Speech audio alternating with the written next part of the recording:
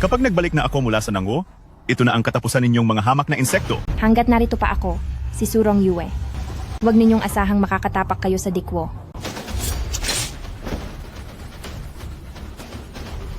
Chuanbay, linisin mo ang aking sandata at maghandang bumalik sa pangkat.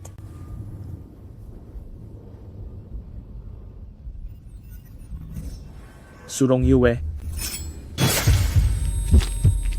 Ang mamatay sa kamay ng pinakapinagkakatiwalaan mong tauhan, ang pakiramdam na iyon, siguradong masakit, hindi ba?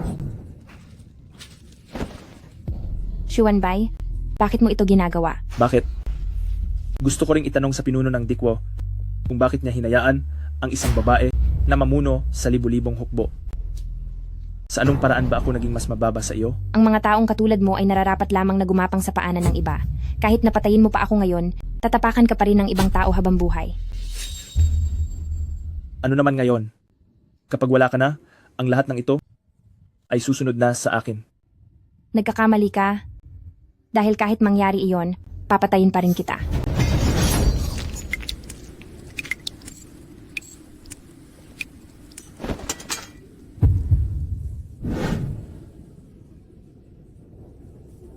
Hindi na mahalaga kung hindi ko naprotektahan ang Dikwo.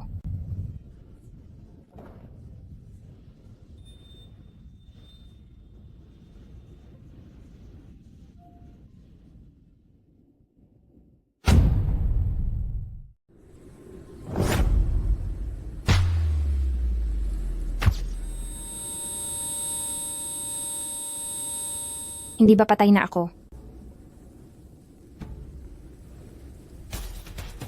Maraming pasa sa mga kalamnan. At bali ang ibabang bahagi ng binti. Nasagasaan pala ako ng kotse. Hindi ba noong pinalayas ko ang mga mananakop sa Dikwo ay sinaksak ako ni Chuanbay? Anang kutsilyo diretso sa puso at namatay? Nasaan ba ako?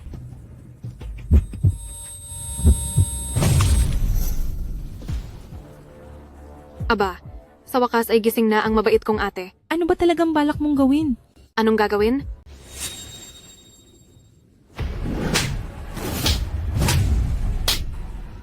Bitawan mo ako! Sige na, tama na iyan. Mahal kong ate, kung may dapat kang sisihin, iyong matandang hukluban na si Lolo iyon. Pareho naman tayong anak ni Papa. Pero bakit pabor na pabor siya sa iyo? At ibinigay pa sa iyo ang lahat ng karapatan sa pagmana ng pamilya? Hindi ka ba natatakot na malaman ito ni Papa? Si Papa? Kapag nalaman na ang iskandalo mo ay nagdala ng kahihiyan sa pamilya, sa tingin mo ba kanino kakampi si Papa? Ngayong araw na ito ay ipapaalam ko sa lahat kung gaano kababa ang dakilang panganay na anak ng Yejia na si Ye Qingsheng. Bilang isang tao, tara punitin niyo ang mga damit niya. Huwag. Huwag. Lumayo ka sa akin. Lumayo ka. Ayoko. Bitawan niyo ako. Napakahusay talaga. Hoy, bakit ka nakatunganga riyan? Habulin niyo siya bilis.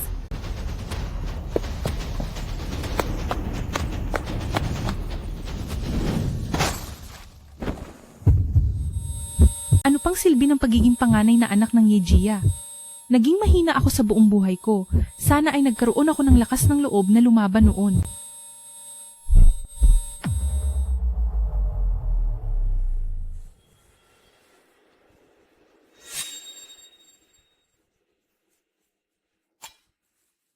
Hindi ko akalaing muling mabubuhay ako sa katawan ng panganay na anak ng Yejia na kamukhang kamukha ko, na si Ye Qingsheng. Hay, masyadong mahina ang katawang ito. Kapag nanatili ako rito ay tiyak na mamamatay lang ako. Ngayong nasa katawan mo na ako, ay iingatan kong mabuti ang buhay mo.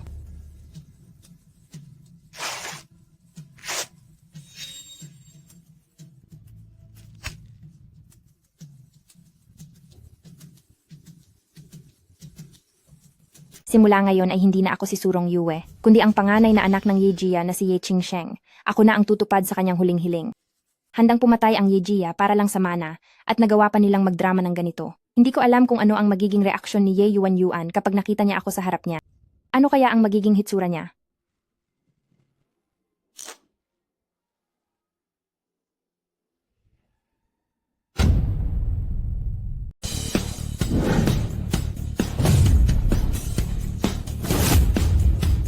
Uy bro, ang galing mo ah. Ay.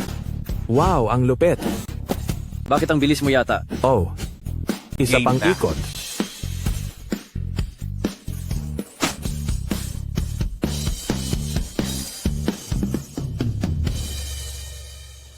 Hala Leng Xiao, bakit may oras ka yatang bumisita rito ngayon? Halika rito. Bakit? Kailangan ko na bang mag-report sa inyo kapag pupunta ako ng racetrack? Ay, hindi ko naman po gagawin yon. Wala namang lugar dito sa Dikwo na bawal kang pumunta. Hindi ba? Leng Xiao, dahil nandito ka na rin naman, ano kaya kung maglaro tayo ng 2 round? Sige ba? Nagkataon namang wala ako sa mood ngayon? Kaya sa inyo ko na lang ibubuhos ang galit. Ano ka ba? Isang karangalan na maging labasan ng inis mo. Ganito na lang, 3 ikot. Ang matatalo ay kailangang maghubad at tumakbo ng nakahubad sa buong track. Ano sa tingin mo? Sige, bibigyan ko pa kayo ng isang lap na abante. Narinig nating lahat yan ha. Kapag natalo ka mamaya, huwag kang magsisisi.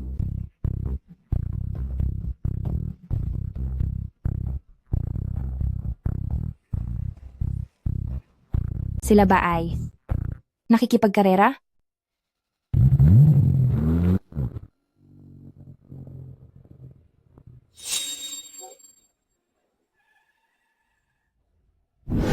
Hoy, gusto mo na bang mamatay? Sa bilis mong yan, mukhang hindi ka mananalo, kaya kitang tulungan. Kunin mo ang pera at umalis ka na rito. Huwag mong sayangin ang oras ko. Hindi ko kailangan ng pera. May gusto lang akong ipakipagkasundo sa iyo. Tutulungan kitang manalo sa karera. Kapalit nito ay dadalhin mo ako sa ospital sa ibaba ng bundok. Babae ka lang, marunong ka bang mag-racing? Tsaka sa tindi ng mga sugat mo, makakakilos ka pa ba? Hindi ba kasing dali lang ito ng pagpapatakbo ng tangke? Sakay. Umupo ng maayos.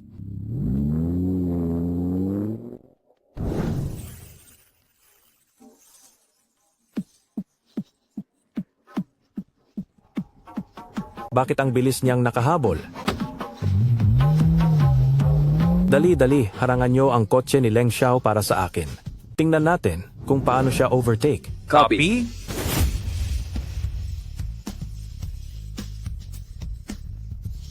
Hanggang dito lang ang galing niya. Tingnan ko lang kung paano ka pa makaka-overtake. Simpleng laro lang ito. Sandali. Ikaw, Manahimik ka at umupo ng maayos. Hindi na ba natatakot mamatay si Leng Zian?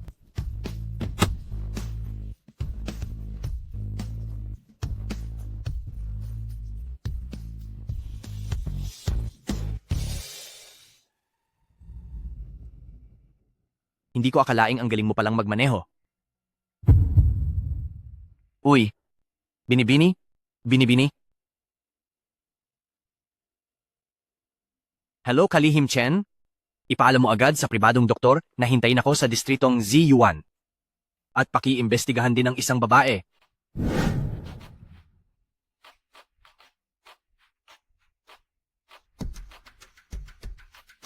Mali ba ang nakikita ko? Si Leng Xiao, na kilalang hindi lumalapit sa mga babae, ay may kargang babae pala ngayon. Ang punto rito ay binuhat niya ito mula sa upuan ng driver. Ibig sabihin ba ay babae ang nakipagkarera sa atin kanina? Mukhang talagang ayaw mo nang mabuhay. Ikaw pala. Ipinaubaya ko sa katulong ang pagbili ng mga damit mo. Salamat. Pero dahil tinulungan kitang manalo sa karera, ay patas na tayong dalawa. Patas? Wala akong sinabing ganoon. Lumayo ka sa akin, aalis na ako. Kailangan mong magpahinga, ngayon, dahil malubha ang mga sugat mo. Ang mga sugat na ito ay baliwala lang para sa akin. May mas mahahalaga pa akong dapat gawin. Ilayo niyo siya rito. Masusunod po. Dito po tayo. Leng Xiao, Ye Xingsheng ang pangalan ng babaeng iyon. Siya ang panganay na anak ng pamilya Yejia. Dahil sa kaniyang mahinang personalidad, ay kahit sino ay inaapi siya sa pamilya Yejia. Ito ang kuha ng CCTV na nakuha ng ating mga tao. Ipadala mo ang kuha ng CCTV sa pamilya Yejia at huwag mong hahayaang makatakas ang dalawang babaeng iyon. Putulin mo ang kaniyang mga daliri ng isa-isa. Leng Xiao, Ito ang unang beses na nakita kitang nagdala ng babae sa ZU1. Bakit po tila interesado kayo sa kanya? Hindi ba palaging minamadali ni Mama na magpakasal ako? Sakto at sa tingin ko kung papakasalan ko ang babaeng ito ay magiging masaya ako.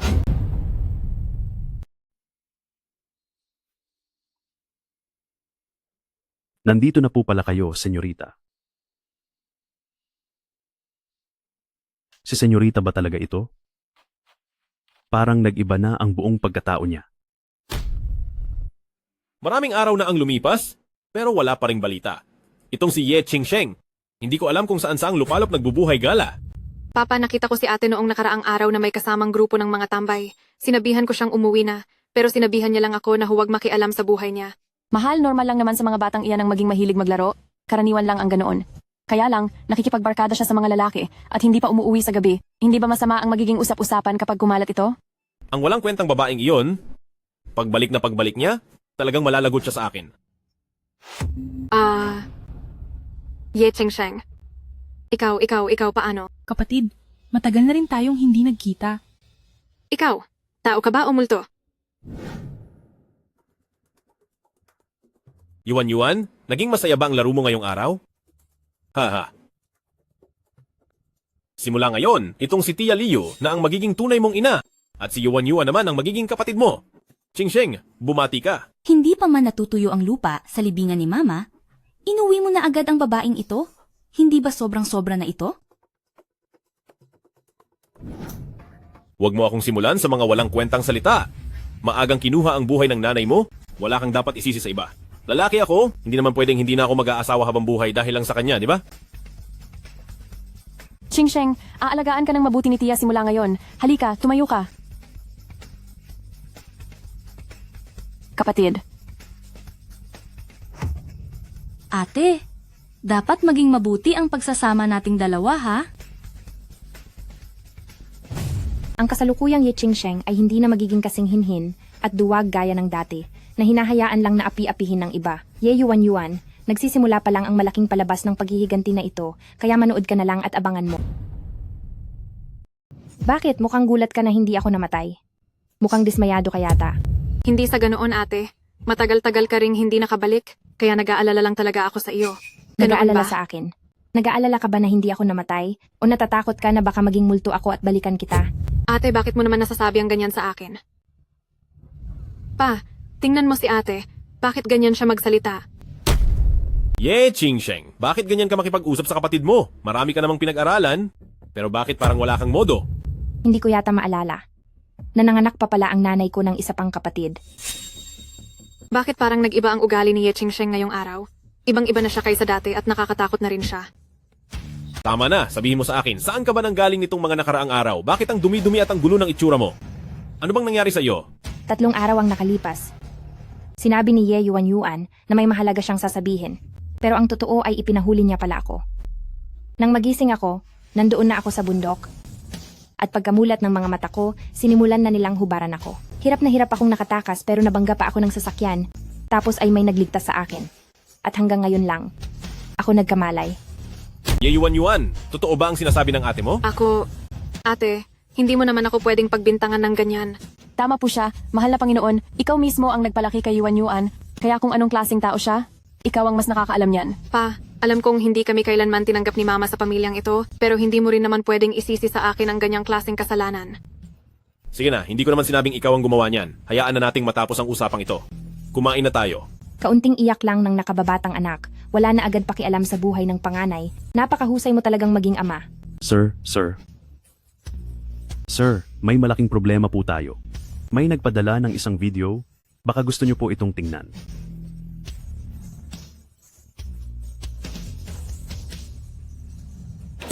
Ye Yuan, pumunta ka rito ngayon din at ipaliwanag mo sa akin kung ano ba talaga ang ibig sabihin nito. Pa, hindi ito posible. Ito ay pag-frame up lang niya sa akin. Malinaw ang ebidensya? Gusto mo pa bang itanggi ito? Mahal, napaka-advance na ng teknolohiya ngayon. Siguradong gawa-gawa lang sa computer ang video na ito. Oo, ang video na ito ay ginamit niya lang para siraan ako. Nagpapanggap lang siyang biktima para kaawaan niyo siya pa. Isipin nyo naman wala siyang maipapaliwanag sa inyo tungkol sa pakikipaglandian niya sa ibang mga lalaki. Kaya naman ginagawa niya ito para lang mailihis ang inyong atensyon. Hindi ka ba natatawa sa mga pinagsasabi mo? O sige kung ganoon ay ipaliwanag mo. Kung bakit lumabas ang video na ito kasabay ng pagbabalik mo. Napakasama mong babae. Maging ang sarili mong kapatid ay nagawa mong saktan. May pagpapahalaga ka pa ba sa pamilyang ito? Sa tingin ko, sa mga susunod na araw, ay hindi ka na rin dapat dumalo sa piging ng mga makapangyarihan. Manatili ka na lang sa bahay at magmuni-muni. Ako na ang tagapagmana ng Yejia ngayon. Kaya kayo ang walang karapatang pumunta doon, hindi ba? Wala kang utang na loob na anak? At nagagawa mo pa talagang sumagot sa akin. Lumuhod ka. Bilang isang ama na hindi alam ang tama sa mali, wala kang kwenta. Ayop ka.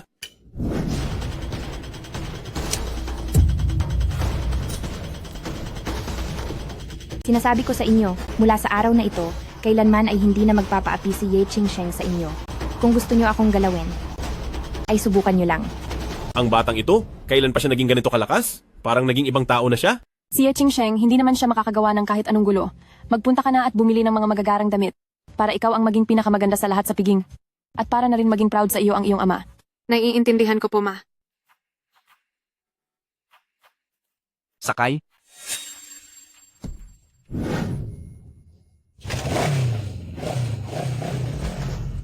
Hoy, hoy. Ang kotse ko, ang kotse ko. Yuan. Bakit ka nandito? Nag-message ako sa'yo, pero hindi ka sumasagot. Bakit pa parang linta ang lalaking ito na ayaw bumitaw? Fuchin, ikaw ay may engagement sa kapatid ko kaya sa tingin ko ay hindi ito tama. Yuan, alam kong inaalala mo ang kasal namin ni Ye Qingsheng. Huwag kang mag-alala, nasusuka ako kapag nakikita ko ang babaeng gaya ni Ye Qingsheng. Pupuntahan ko siya ngayon para makipaghiwalay. Ye Qingsheng, bakit ka nandito? Ye Qingsheng, tamang-tama ang dating mo. Makikipaghiwalay na ako sa'yo. Si Yuan ang mahal ko, kaya kalimutan mo na ang tungkol sa atin. Hindi kita hinahanap, pero ikaw na mismo ang lumapit dito. Ang hamak na lalaking ito, Yuan kung gusto mo siya ay dapat sinabi mo agad. Ibibigay ko siya sa iyo. Ye Qingsheng, ang lakas ng loob mong sabihin iyan sa akin? Ako, Hoy, subukan mong hawakan siya ulit. Leng Xiao. Ito, siya ang fiancé ko? Usapang pamilya ito, kaya wag mo na kaming pakialaman. Fiancé? Kakasabi mo lang na makikipaghiwalay ka, tapos ngayon fiancé na naman. Sa taong gaya mong pabago-bago ang isip, nabulag talaga ang dating Ye Qingsheng sa iyo. Isasama ko siya.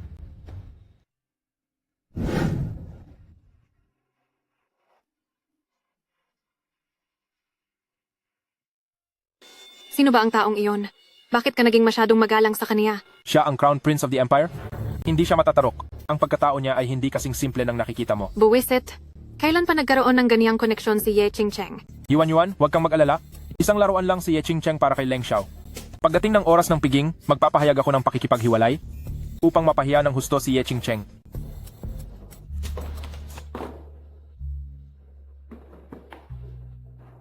Bukas ay magtitipon ang mga aristokrata. Ito lang bang baduy na damit ang inihanda mo? Huwag mo nang pakialaman ang mga gawain ko.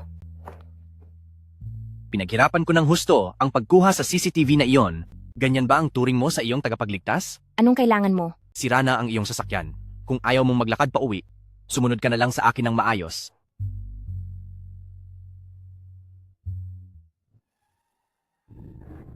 Mahigpit ang seguridad dito. Hindi pwedeng pumasok ng walang access card. Dito na lang tayo tumigil. Huwag po kayong mag-alala, binibining Ye. Ang ating Leng Xiao ay may hawak na nag-iisang Black Gold Supreme Card sa buong Dikwo. Walang lugar dito na hindi mapapasukan ni Leng Xiao. Sino ka ba talaga? Marami pa tayong pagkakataong magkita sa hinaharap. Unti-unti mo rin akong makikilala. Baliw. Leng Xiao. Siguro ay mas mabuting bumalik kayo at magtanong sa madam kung paano masusuyo ng maayos ang binibini. Sabihin mo kay mama na maghanda na siyang maging biyenan. Po? Hello, Yelaw. Ako ito. Mamayang gabi pag-usapan nating mabuti ang tungkol sa engagement ni Ye Qingsheng. Tay, bakit ba ang tagal-tagal ni ate? Malilate na tayo kapag hindi pa tayo umalis. Wala talagang silbi at pabigat lang ang babaeng iyan. Mabuti pa ngang hindi na siya sumama. Para hindi na niya tayo ipahiya sa harap ng maraming tao. Huwag na nating hintayin, tara na. Leng Ziyan, ang presidente ng grupong Yanjin. Ito na lang yon. Siguradong hindi ganito ang record ng isang normal na tao. Maliban na lang kung masyado siyang makapangyarihan para malaman ng iba. Hayaan na nga, ang posisyon bilang tagapagmana ang pinakamahalaga sa ngayon. Pupunta muna ako sa piging.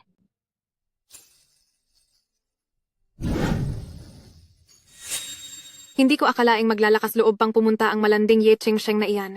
Kailangan kong sumabay sa kanya para makita ng lahat kung sino ang karapat-dapat sa mana ng Yejia.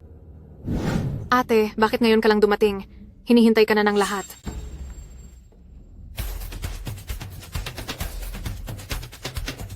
Hindi ba't siya ang dalaga ng Yejia? Hindi ko akalaing magiging ganito siya kagalang-galang pagkalipas ng ilang araw. Oo nga, kahit simpleng bestida lang ang suot ng panganay, na binibini ng pamilya Ye, ay kitang-kita pa rin ang pagiging maharlika niya. Tunay nga siyang pinuno ng pamilya. Pinuno ng pamilya? Isa lang siyang basurang hindi kailanman maipagmamalaki. Ay naku, tay, paano nyo nalaman? Noong nakaraang araw lang ay nakita ko si ate na nakikipaglandian sa ibang mga lalaki sa labas. Pinagsabihan ko naman siya na may tunay na siyang mapapangasawa kaya huwag nang lumandi sa iba. Pero hindi siya nakinig sa akin. Ano? Akalain mo yon. Mukha lang siyang disente, pero nagagawa pala niya ang ganyang kahalayang bagay. Mas mabuti na yon kaysa sa ibang tao na laging nakadikit sa mapapangasawa ko, di ba? Ang ibig bang sabihin ng panganay na binibining Ye ay may relasyon ng kapatid niya at ang mapapangasawa niya? Noon pa man ay balita ng hindi talaga magkasundo ang magkapatid na ito ng Yejia. Dahil pala sa isyong ito, talagang napakakapal ng mukha niya para akitin ang sarili niyang bayaw. Sa suot niyang iyan sa piging, sino kaya ang sinusubukan niyang akitin? Anong pinagsasabi ninyo?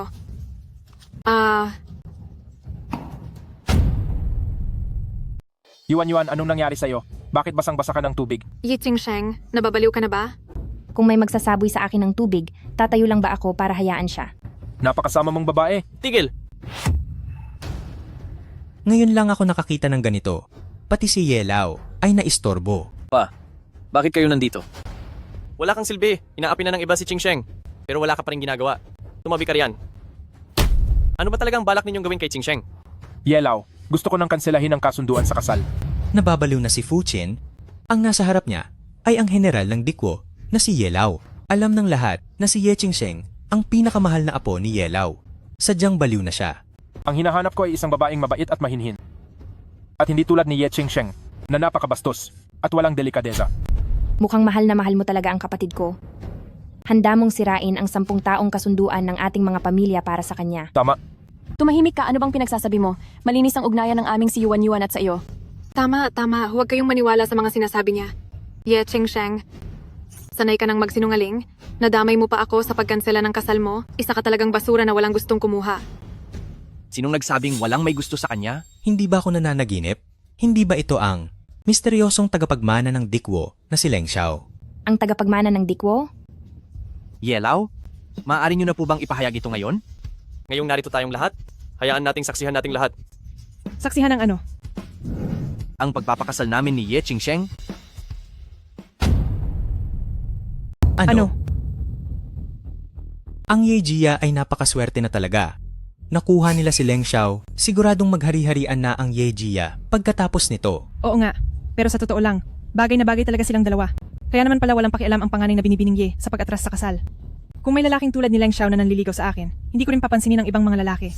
Bakit? Yuan, tumahimik ka!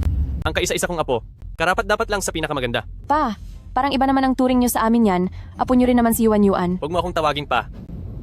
Ako si Ye Zanting, iisang manugang lang ang kinikilala ko sa buhay na ito, si Yuan Ran.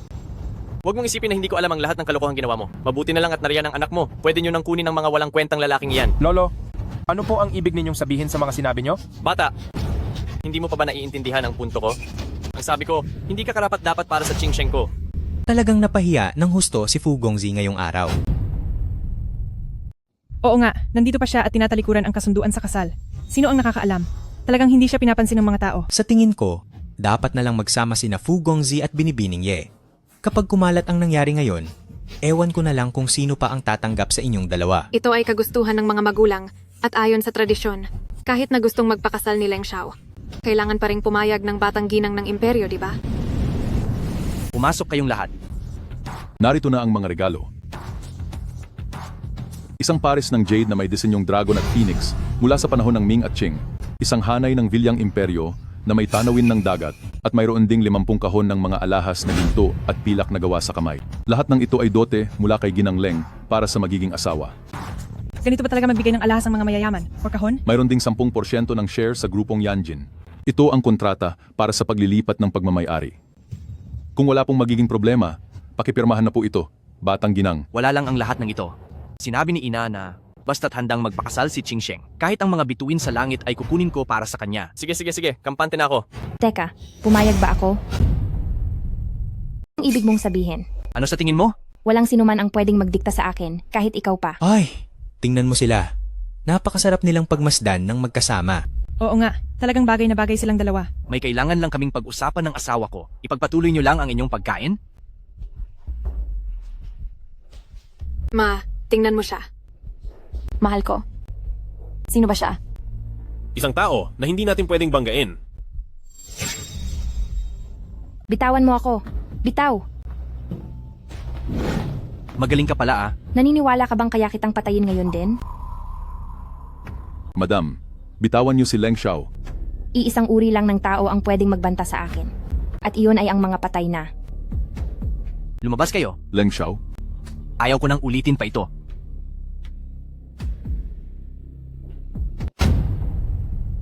Matapang mo naman talaga. Hindi ka ba natatakot na patayin kita? Sigurado ka bang gusto mo akong laging tinututukan ng kutsilyo? Magsalita ka, ano ba talaga ang pakay mo? Tinutulungan kita? Hindi mo ba napapansin? Sa katayuan mo ngayon sa Yejia, hindi ka nila hahayaang mamuhay ng matiwasay. At saka matanda na si Yelao, matutulungan ka man niya sa ngayon, hindi ka niya matutulungan habang buhay. Hindi ako kailanman umaasa sa mga lalaki. Hindi pa matatag ang pundasyon mo ngayon, at hindi mo pa rin ganap na nakukuha ang karapatan sa pagmamana sa Yejia. Kung wala ako, gagawa pa rin ng paraan ang pamilya mo para ipakasal ka sa iba, kaysa naman mapunta ka sa isang taong hindi mo kilala. Mas mabuti pang pakasalan mo na lang ako. Kailangan mong aminin, ako ang pinakamagandang opsyon para sa iyo. At saka alam kong marami ka pang gustong gawin. Hindi ka lang hihinto sa pagiging panganay na binibini ng pamilya Ye. Alam ko na marami ka pang gustong gawin. Hindi ka lang titigil sa pagiging panganay na anak ng Yejia.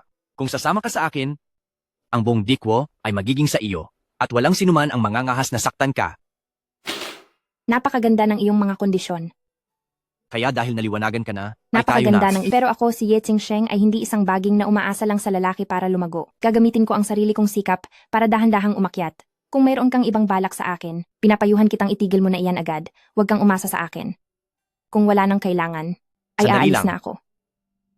Ye Qingsheng, wala ka ba talagang utang na loob? Kakasolba ko lang ng mga problema mo sa loob. At pati ang kasunduan sa kasal sa Fujia ay inayos ko na rin. Ganito lang ba ang gagawin mo sa akin?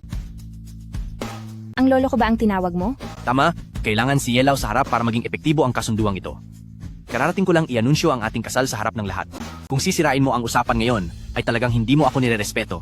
Pag-usapan natin ito ulit. Ang kasunduan nating dalawa ay isang palabas lang at hindi totoo. Sige, Ye Qingsheng, marami pang panahon para sa atin.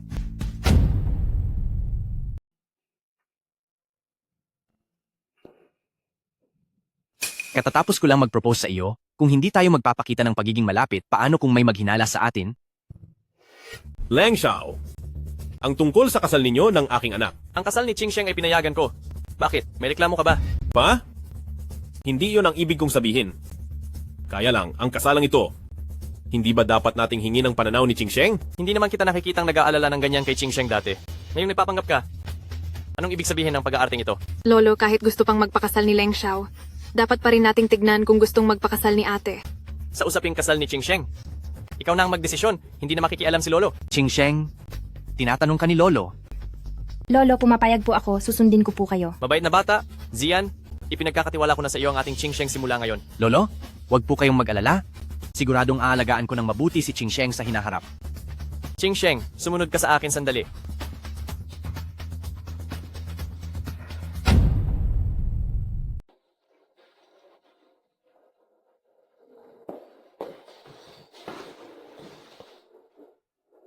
Qingsheng, hindi masyadong mabuti ang kalusugan ni Lolo nitong mga nakaraang taon. Kaya pasensya na kung nahirapan ka. Ayos lang po. Lolo, inalagaan niyo na po ako ng mabuti. Ngayon ako naman ang mag-aalaga sa inyo. Matagal na kitang hindi nakikita. At naging mas matatag na ang apo ko. Kumpara noon. Tila nagbago ka na at naging ibang tao. Lolo, sa totoo lang po ako ay... Qingsheng, May isang bagay kang dapat tandaan. Kahit sino ka pa. Ikaw ang apo ko na si Ye Janting, hindi kailanman magbabago iyon. Lolo, naiintindihan ko po. Tingin ko ito na ang tamang pagkakataon. Ibibigay ko sa iyo ang medalyon na ito. Kaya nitong tawagin ang lahat ng mga tao ng Yejia para magsama-sama at sumunod sa lahat ng sasabihin mo. Malakas ang kapangyarihan nito. Magagamit mo ito sa mga mahahalagang sandali. Lolo, naiintindihan ko po. Ang medalyon na ito, dapat mo itong ingatang mabuti. Ang mga matatanda sa Yejia ay nag-aabang at nagbabantay rito. Kailangan gamitin mo ito ng maayos. Lolo, hindi ko po bibiguin ang inyong mga inaasahan. Kung maari lang, gusto ni Lolo na maging isang masayahin at walang problemang mayamang dalaga kahabang buhay. Pero alam ni Lolo na hindi ito ang gusto mong gawin. Nakapag-anunsyo na si Lolo, bukas ay pupunta ka na sa Ye Group para manungkulan bilang tagapangulo. Basta't gusto mo, susuportahan ka ni Lolo. Sige po, salamat po, Lolo.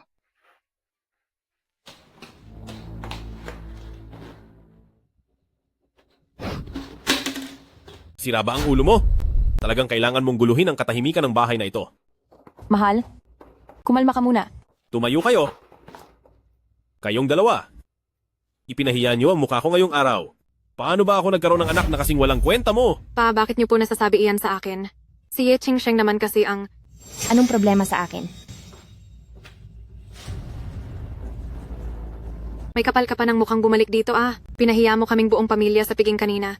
Tuwang-tuwa ka siguro, no? Si Lolo ang nagtakda ng kasal. Bakit? Sa tingin mo ba ay pinupuntirya ka ni Lolo? Ye Qingsheng, huwag ka namang masyadong makitungo na parang ibang tao. Noong sinasabi ng anak mo na pamilya tayo, hindi naman niya ako isinama. Ana? Huwag na kayong mag-away. Qingsheng? Tinatanong kita. Noong pinatawag ka ng lolo mo kanina, ano ang sinabi niya sa iyo? Bagay ito sa pagitan namin ni Lolo. Hindi mo na kailangang malaman. Tatay mo ako? Tinatanong kita pero parang ayaw mo pang sumagot? Kung pwede lang, mas pipiliin ko pang maging ulila. Ye Qingsheng, ang lakas na ng loob mo. Ang lakas ng loob mong sumagot sa akin ng ganyan. Huwag mong isipin na porket kinakampihan ka ng lolo mo, ay pwede ka nang maghari-harian sa harap ko.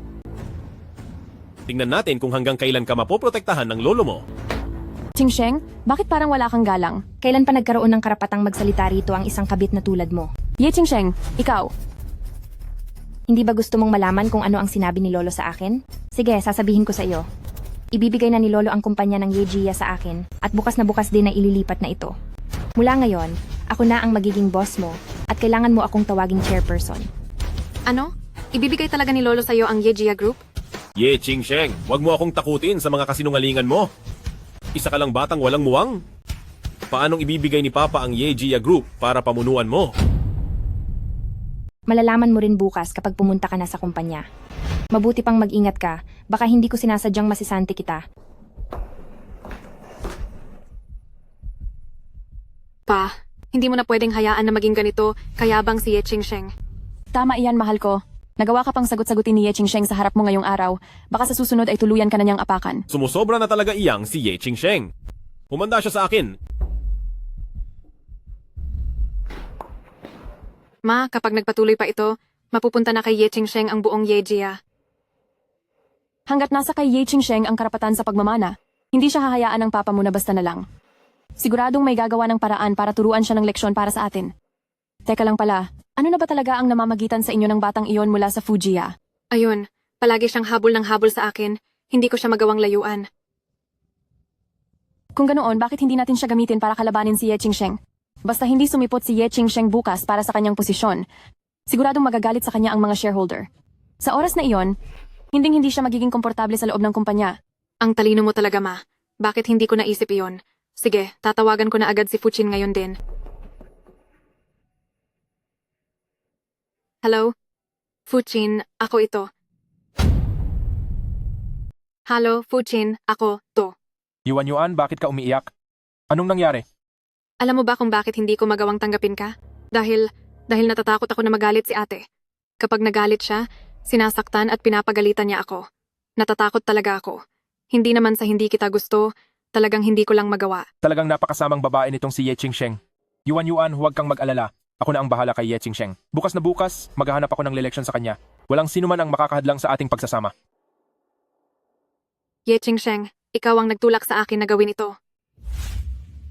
Lumabas na ang misis ng presidente. Sundan mo siya. Pero bakit kailangan nating maging patago? Na parang isang stalker? Ano bang alam mo? Ito ang tinatawag na romansa ng mag-asawa. Manahimik ka na lang at magmaneho.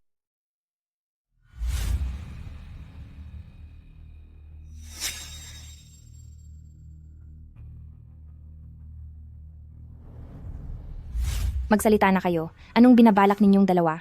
Masyado kang matalas, babae. Dahil nalaman mo na rin lang. Umanda ka na sa iyong kamatayan. Kayong dalawa lang? Huwag ka ng maraming daldal. Kahit sino sa aming dalawa ay kaya kang pabagsakin. Talaga? Sige, subukan nyo.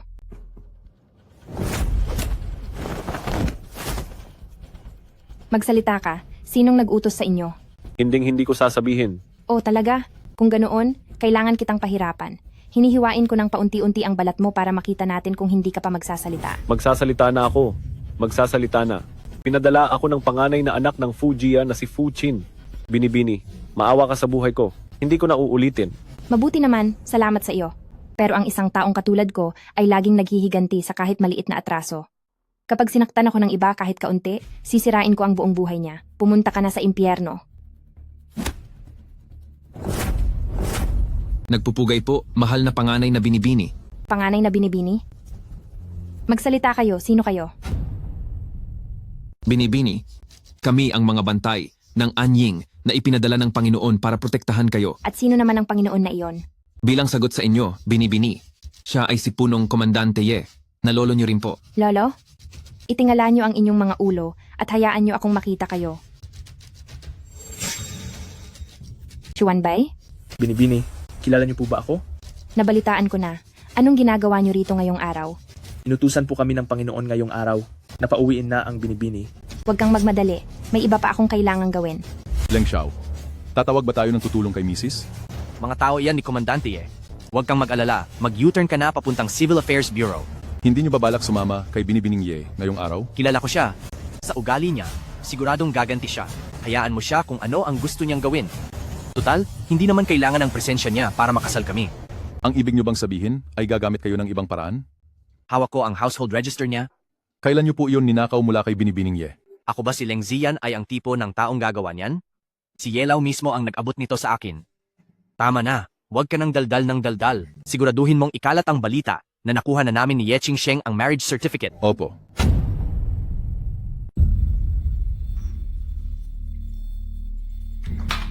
Huy, Ye Qingsheng. Teka, hindi yon? Ano bang ginagawa mo? Anong ginagawa ko? Kung naiirita ka sa akin, dapat ay hinamon mo na lang ako ng harapan. Anong klaseng lalaki ka para magpadala ng mag-assassinate sa akin? Fu Qin, ayaw mo na ba sa buhay mo? Siya ang panganay na anak ng Ye Jia. Anong klaseng gayuma ang ibinigay sa iyo ni Ye Yuanyuan? Na pati ito ay nagagawa mo para sa kanya? Hoy, anong pinagsasabi mong kalokohan? Sinong nagpa-assassinate sa'yo? Sa dami ng mga kaaway mo, paano mo nasabing ako ang may gawa nito? Malapit ka na ngang mamatay. Nagmamatigas ka pa rin. Pinadala ako ni Fu Qin, ang panganay na amo ng Fu Jia. Pakiusap po, maawa kayo sa akin, hindi ko na po uulitin. Nakita mo na? Anong klaseng lalaki ka na hindi man lang makaamin sa ginawa mo? Aray, ang sakit-sakit! Sinasabi ko sa iyo, paano kung ako nga ang gumawa niyan? Lagi mong inaapi si Ye Yuanyuan, kaya ipinagtanggol ko lang siya laban sa kawalang katarungan. Anong mali sa ginawa ko? Nakakatawa. Kung gusto ko siyang saktan, hindi na siya aabot pa sa araw na ito. Sinasabi ko sa iyo, ano naman kung ginawa ko nga iyon? Palagi mong inaapi si Ye Yuanyuan, kaya ipinagtatanggol ko lang siya. Ano ang mali sa ginawa ko? Nakakatawa. Kung gusto ko siyang saktan, hindi na siya aabot ng buhay hanggang bukas. Sinasabi ko sa iyo, wala na akong pakialam sa inyong dalawa at sa inyong paglalandian. Huling babala ko na ito sa iyo, kung gagawa ka pa ng anumang kalokohan. Siguraduhin mong hindi ko malalaman kung hindi ay sabay ko kayong dadalhin sa impyerno. Hoy, wala kang ang kakayahan, pero nagagawa mo pang ipagtanggol ang babaeng iyan? Nakakahiya ka, talagang lalaki. Bakit ba nagustuhan mo ang babaeng iyan na si Ye Yuanyuan? Hindi naman siya kasing akit ni Ye Qingsheng. Nahuli na ngang nangangaliwa, binugbog pa ng tunay na asawa. Kapag kumalat ang balitang ito, huwag ka nang magpapakita sa kabisera ng imperyo. Tumahimik kayo. Nandyan na ang iyong pinapangarap. Ang iyong pinapangarap na isa palang mang-aagaw. Fuchin, wala ka talagang silbi. Sinasabi ko sa'yo, tapos na tayo. O Yuan, makinig ka sa paliwanag ko. Lolo, kumusta po kayo nitong mga nakaraang araw? Siguradong matutuwa ang Panginoon kapag narinig kanyang tinatawag siya ng ganyan. Hinahangaan ng lahat ang pagiging pinuno niya ng Imperial Guard. Pero ang totoo, simula noong mag-away kayo, 3 taon na ang nakakaraan. Hindi na muling ngumiti pa ang Panginoon. Pag-aaway?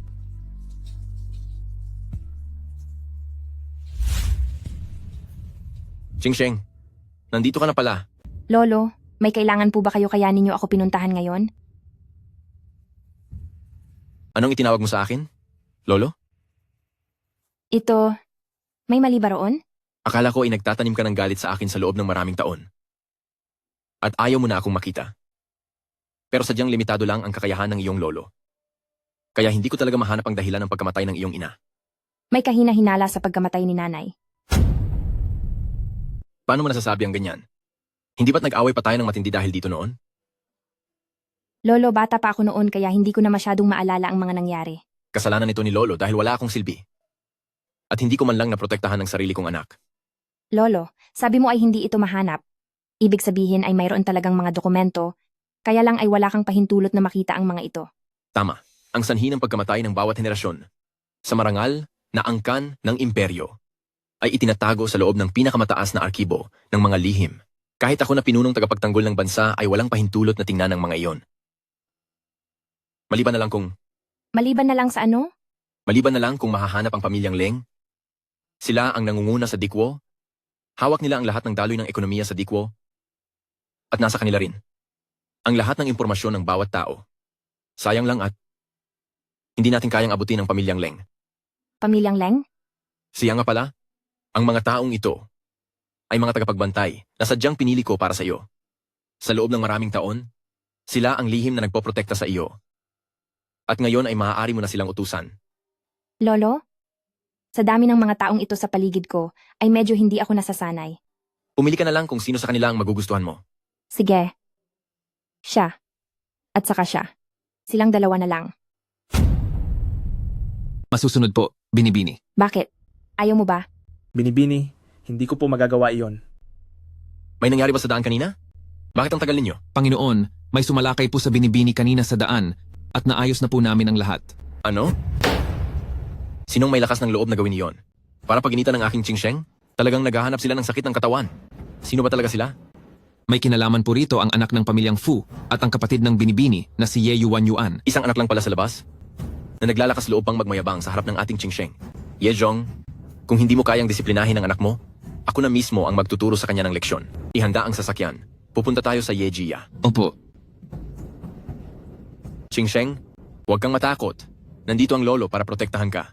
Tatawagan ko ang balay ko at tatanungin ko kung paano kanya nagawang protektahan ng ganito. Lolo, hindi na po siguro kailangan? Ako ito, matandang Ye. Bumalik ka agad sa mansyon ng mga Ye at may kailangan tayong pagtutuusan. Nakakainis talaga. Nakakainis. Anong nangyari? Bakit pag-uwi mo ay ang laki agad ng galit mo? Ang walang kwentang si Fuchin na iyon, inutusan ko siyang turuan ng leksyon si Ye Chingsheng, pero siya pa ang napahiya ng husto ni Ye Chingsheng. Dahil doon, pinagtawanan din ako ng mga lalaking iyon. Saan na ako maglalagay ng mukha nito? Walang magawang tama at puro perwisyo lang ang dala. Ang bagay na ito ay kailangan nating simulan sa tatay mo. Basta't magkaisa tayong tatlo, hindi ako naniniwalang hindi natin mapapabagsak ang isang Ye Chingsheng. Ano na naman ang ikinagagalit mo? Napakababaw mo talaga. Pa, patawad po. Kasalanan ko po dahil wala akong kakayahan. Mahal ko, pamilya na ang turing niyo ngayon kay Ye Chingsheng at wala na kaming halaga sa inyo ng anak niyo. Kahit mapatay pa niya kami, mukhang wala pa rin kayong magiging reaksyon. Mapatay? Anong ibig mong sabihin? Pumunta ako sa isang pagtitipon kanina at hindi lang sinadyang manggulo ni ate. Nagbanta pa siyang papatayin niya ako. Takot na takot lang talaga ako kaya ako naggaganoon. Sino ba namang mag-aakalang pagbalik niyo? Hindi niyo man lang kami tinanong at agad niyo nang pinagalitan ng aming Yuan. Kung hindi mo kami gusto, sabihin mo na agad, hindi na kami haharang pa sa paningin niyo ni Ye Chingsheng dito. Sige na, hindi iyon ang ibig kong sabihin. Sinabi ba talaga iyon ni Ye Chingsheng? Totoong totoo iyon. Kung hindi ka naniniwala, magtanong ka na lang kahit kanino. Kalokohan ito. Ang itinuro ko sa kaniyang paggalang sa nakatatanda ay kinalimutan na niya ng tuluyan. Hayaan mo na kung papatayin niya ako. Natatakot lang ako na kapag namana na niya ang Yejia balang araw ay pati ikaw, Papa, ay hindi na niya papayagang manatili. Subukan lang niya. Senyor, hindi mo ba napapansin na si Yi Qingsheng ay parang ibang tao na ngayon? Kung kaya niyang sabihin ang mga bagay na iyon, ay siguradong wala na siyang hindi kayang gawin. Tama si Mama, Papa. Nag-aalala lang kaming lahat para sa inyo. Nakipag-ugnayan pa siya ngayon sa prinsipe ng Dikwo. Kaya siguradong magiging pasaway na siya sa bahay na ito balang araw. Kung hindi mo siya madidisiplina ngayon, ano na lang ang mangyayari sa hinaharap? Kailangan pa nating pag-isipan itong mabuti. Huwag na nating pag-isipan ng matagal. Magiging huli na ang lahat kapag lumawak na ang kaniyang kapangyarihan. Tumahimik kayong lahat. Kapag bumalik na si Ye Qingsheng, ay malilintikan siya sa akin. Sino ang gusto mong malintikan? Ay, bakit po kayo nandito? Huwag mo akong tawagin ganyan, baka mabawasan ang buhay ko. Gusto ko pang mabuhay ng mas matagal. Tay, huwag naman po kayong magbiro ng ganyan. Tama po siya, nakatatandang Ye. Hindi mo naman po dapat sabihin yan. Wala akong oras para makipag-usap sa inyo ng walang kabuluhan. Ang dahilan ng pagpunta ko rito ay para sa usapin tungkol sa apo ko. Qingsheng? Ano po ang nangyari kay Qingsheng? Ako naman ay mabait sa pakikitungo kay Qingsheng. Ang ganda pakinggan. Kung hindi lang ako pumunta rito ngayon, baka naging biktima na siya ng kasamaan ng bunsong anak mo. Tay, anong ibig ninyong sabihin? Tama po siya, Lolo Ye. Magkapatid naman po talaga kami ni ate. Paano ko naman siya magagawang saktan? Ang aking Yuan Ran ay may iisang anak lamang, si Qingsheng. Ang ibang ugnayan ay hindi mo kailanman mapapantayan. Nakatatandang Ye. Dapat ay may ebidensya ang bawat salita. Hindi maaaring magdusa ang aming yuan-yuan ng walang dahilan. Alam ni Ye Yuan yan sa sarili niya kung ano ang ginawa niya. Ilabas niyo siya rito.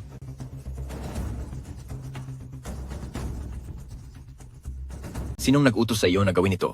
Sa harap nila mismong lahat. Ay sabihin mo sa akin ang lahat ng malinaw at detalyado.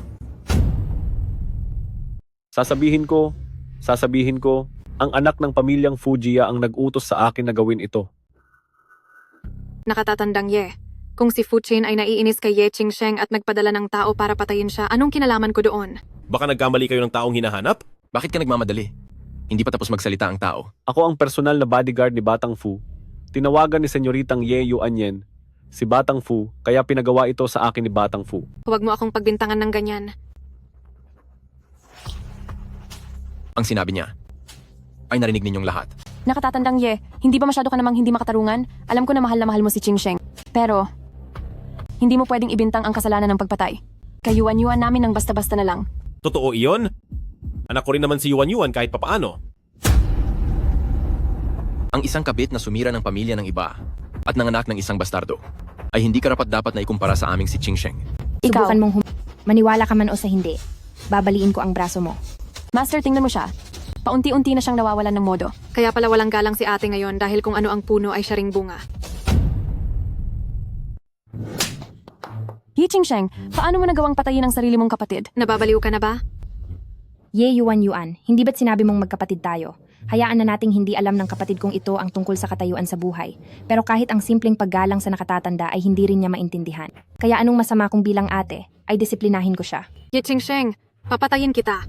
Aba, sa wakas ay nakarinig din ako ng katotohanan mula sa iyong bibig, ang mahal kong kapatid. Ye Qingsheng, sumosobra ka na! Humingi ka agad ng tawad sa kapatid mo. Humingi ng tawad? Noong tinangka niya akong patayin ay wala ka man lang paki. Pero bakit ngayong sinampal ko lang siya ay nagmamadali ka ng paghingiin ako ng tawad sa kanya? Ye Jong, bilang isang ama ay napakapatas mo talaga. At nangangahas ka pang sumagot sa akin. At tinawag mo pa ang pangalan ko. Ano bang kasalanan ang nagawa ko sa kabilang buhay? Para magkaroon ng anak na tulad mong salot sa buhay na ito. Nagkataon lang talaga. Curious din ako kung pumatay ba ako o nanunog sa nakaraang buhay ko para Ikaw. magkaroon ng walang kwentang ama na tulad mo. Ako. Pa? Tumigil kayong lahat. Una matandang to, sa wakas ay dumating ka na. Kung hindi ka pa dumating, ay baka naitaboy na nila ako palabas. Anong nangyari? At bakit nagkakagulo rito? Iyan ang itanong mo sa magaling mong anak at apong babae. Kung ano ang mga pinaggagawa nila. Muntik nang ma-assassinate si Qingsheng ng yuan-yuan mo. Hindi lang basta hindi tumulong ang anak mo, kundi pilit pa rin niyang pinoprotektahan ang mamatay tao niyang anak. Naglakas loob kang magpadala ng tao para patayin ng patago si Qingsheng? Pa, wag po kayong magalit. Nagbibiruan lang naman ang mga bata. Nagbibiruan?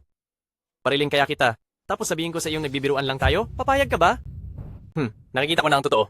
Kung ano ang ina, siya ring anak. Pa, bakit nyo naman nasasabi ang mga ganyang bagay? Sige na mahal nyo si Qingsheng. Pero bakit ganyan na lang ang galit nyo sa yuan-yuan namin? Bata pa siya at wala siyang kasalanan.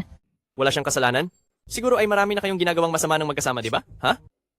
Kung alam ko lang ito noong una, sana ay hindi ko na hinayaan kayong dalawa ay makatapak sa pintuan ng Yejia natin. Lolo Ye, huwag mong isiping dahil lang sa pinagsabihan mo sila sa harap ko, ay mapapatawad na kita agad. Noong gusto ko nang ilayo si Qingsheng, pilit mo siyang pinigilan? Anong ipinangako mo sa akin noon? Kasalanan ko ito.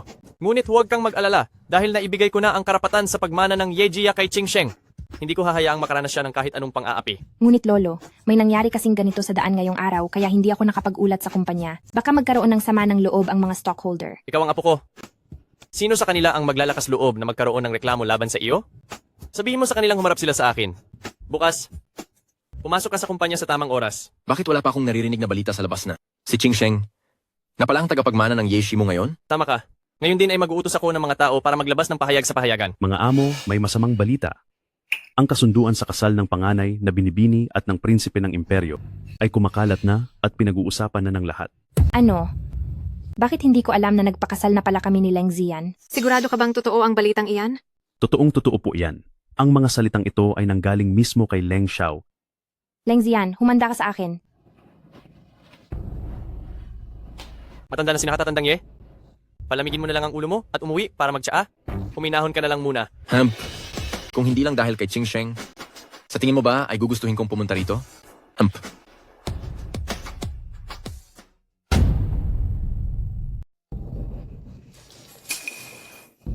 Ano na naman ba ang ginagawa mo rito? Mukhang si Ginang Liu nitong mga taon sa Yejia bilang asawa ay naging napakakomportable.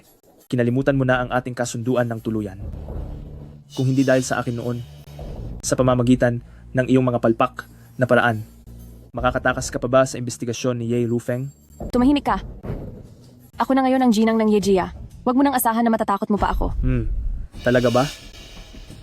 Basta't gusto ko, sa headline ng pahayagan bukas, ay makikita ang iyong mga madidilim na sikreto. Kung mabubuhay pa kayo ng iyong lalaking simpan, ay hindi ko na talaga alam. Ano ba talaga ang gusto mo? Gusto ko ang heirloom token ng Yejia.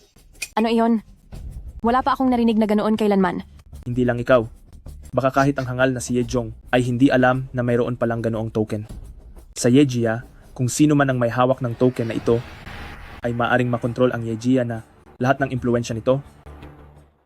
Sa sobrang pagmamahal ni Ye Zanting kay Ye Qingsheng, siguradong nasa kamay niya ang token na iyon. Kung ganoon ka kagaling, ikaw na mismo ang kumuha noon. Ang huling taong nagsalita sa akin ng ganyan ay nasa impyerno na ngayon. Tandaan mo, huwag kang magtanong ng hindi dapat. Bibigyan kita ng 1 linggo para makuha ang token. Kung hindi, alam mo kung ano ang kaya kong gawin. Ha ha ha. Pa, isang paslit lang si Ye Qingsheng. Bakit mo ibibigay sa kanya ang karapatan sa pagmana? Kung hindi sa kanya, sa iyo ba dapat? Pa, ganito mo na ba talaga ako kababaliwala? Anak kita. Alam ko kung anong klase kang tao. Nagulo mo ng husto ang proyekto ng Dongqui. Inubos mo ang lahat ng panimulang pondo. Kung ang Yeshi ay muling ibibigay sa iyo, hindi aabot ng 1 buwan at babagsak na ang Yejia. Pa, ako? Tama na. Huwag ka nang magsalita pa. Dinaratnan ako ng malas kapag nakikita kita. Mauna na ako.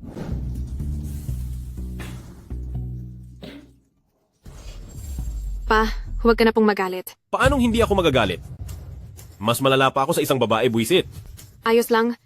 Pa, paano kung ganito? Bakit hindi mo rin ako papasukin sa kumpanya? Ikaw? Ha? Ha? Sumasang-ayon ako sa sinabi ni Yuan Yuan. Magbibigay lang siya ng problema sa akin sa kumpanya.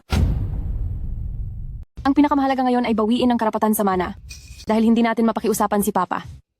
Pwede nating simulan sa mga stockholder. Mga stockholder? Ibig mong sabihin, Basta't ginalit ni Ye Qingsheng ang mga stockholder. Hindi ako naniniwalang hindi natin mapapaalis si Ye Qingsheng gamit ang ating mga shares at ang sa mga stockholder. Papuntahin mo si Yuan Yuan sa kumpanya mo. Sakto para malampasan niya si Ye Qingsheng at makuha ang loob ng mga tao. magandang ideya. Bukas, sumama ka sa akin sa kumpanya para magtrabaho. Opo. Mahal, hindi ba't may heirloom token ang Yejia? Heirloom token? Bakit hindi ko alam yon? Nakita ko noong isang araw na ang master ay may ibinigay na token kay Ye Qingsheng. Bakit hindi ko alam na may ganoong token? Narinig ko rin na sinabi ng master na ang token na ito ay minana pa sa Yejia at kung sino man ang may hawak nito ay siyang makokontrol ang lahat sa Yejia. Ha? Mayroon pa palang ganoong kayamanan. Silipin mo ang kwarto niya sa mga susunod na araw Tandaan mong huwag gumawa ng anumang ikakabahala niya. Pupunta na ako ngayon.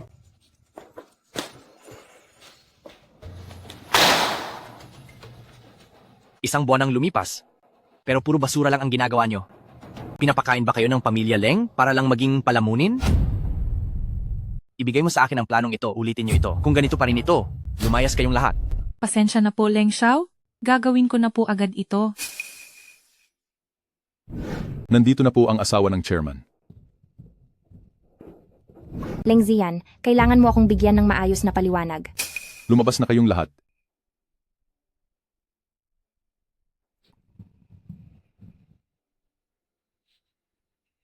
Kalihim Chen, sa tingin mo ba ay ayos lang talaga ang ating Leng Xiao? Lambingan lang ito ng mag-asawa. Tuturuan ng tama ni Leng Xiao ang kanyang asawa. Qingsheng, bakit hindi mo sinabi agad na darating ka para nakapagpadala ako ng susundo sa iyo? Alam mo dapat kung bakit ako pumunta rito ngayon. Mo muna ang kutsilyo, pag-usapan natin ito ng maayos. Sabi ko nga, tuwing nagkikita tayo ay puro patayan na lang. Hindi maganda para sa reputasyon mo kung kakalat ito. Tama ba ako, Mrs. Leng? Leng Zian, ikaw. Alam mo ba, namuntik mo nang maputol ang pangunahing ugat ko. Kaya mo ba talagang gawin iyon? Hindi ko nahahayaang maulit ang ganoong pagkakamali. Tila hindi biro ang galing mo sa pakikipaglaban na. Tama na, tigilan mo na iyan. Mukhang marami kang itinatagong sikreto. Kakaunti lang ang mga taong kayang makipagsabayan sa akin. Ang isang Ginoo ay gumagamit ng salita at hindi ng dahas. Lalo na at asawa kita, paano ko naman magagawang saktan ka? Leng Zian, papatayin kita. Hindi sa hindi kita nakikita nitong mga nakaraang araw, kaya naisipan ko ang paraang ito para pilitin kang hanapin ako. Pero hindi mo pa rin pwedeng gawin iyan. Nangako ka na sa akin noong nasa banquet hall tayo, at ang pagpapakasal sa akin ay siguradong sigurado na wala akong kapanatagan, kaya kailangan ko munang itakda ang kasal natin. Sandali, kailan ako pumayag na magpakasal sa iyo? Wala akong pakialam. Bakit? Wala naman itong masamang epekto sa iyo kung magpapakasal ka sa akin. Ngayon, ikaw na ang tunay at legal na ginang Leng. Wala nang lugar sa buong Dikwo na hindi mo pwedeng puntahan. Kung kailangan mo ng pera, pumunta ka lang sa kahit saang bangko at may mag-aabot sa iyo ng pera ng may buong paggalang kahit saan mo man gustong pumunta. Isang pitik lang ng iyong daliri, susunod na ang lahat ng mga gwardiya sa utos mo. Kapag nakipaghiwalay ka sa akin, pagtatawanan ako ng buong Dikwo. Matitiis mo ba na makita akong ganoon?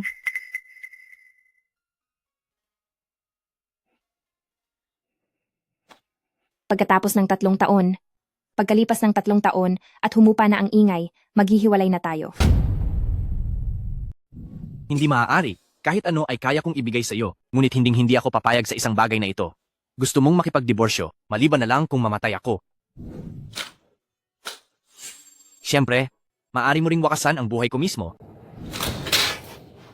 Sa ginagawa mong ito, ano ba talaga ang pakay mo? Gusto ko ang puso mo.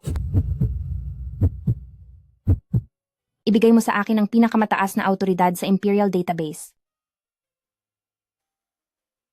Basta't mangako kang makakasama kita. Handa akong magpasailalim sa iyo. Siguraduhin mong tutupad ka sa iyong salita. Nabalitaan kong magtatrabaho ka na sa Yeshi. Masyadong magulo ang sitwasyon doon sa Yeshi. Ito ang background information ng lahat ng mga opisyal sa Yeshi.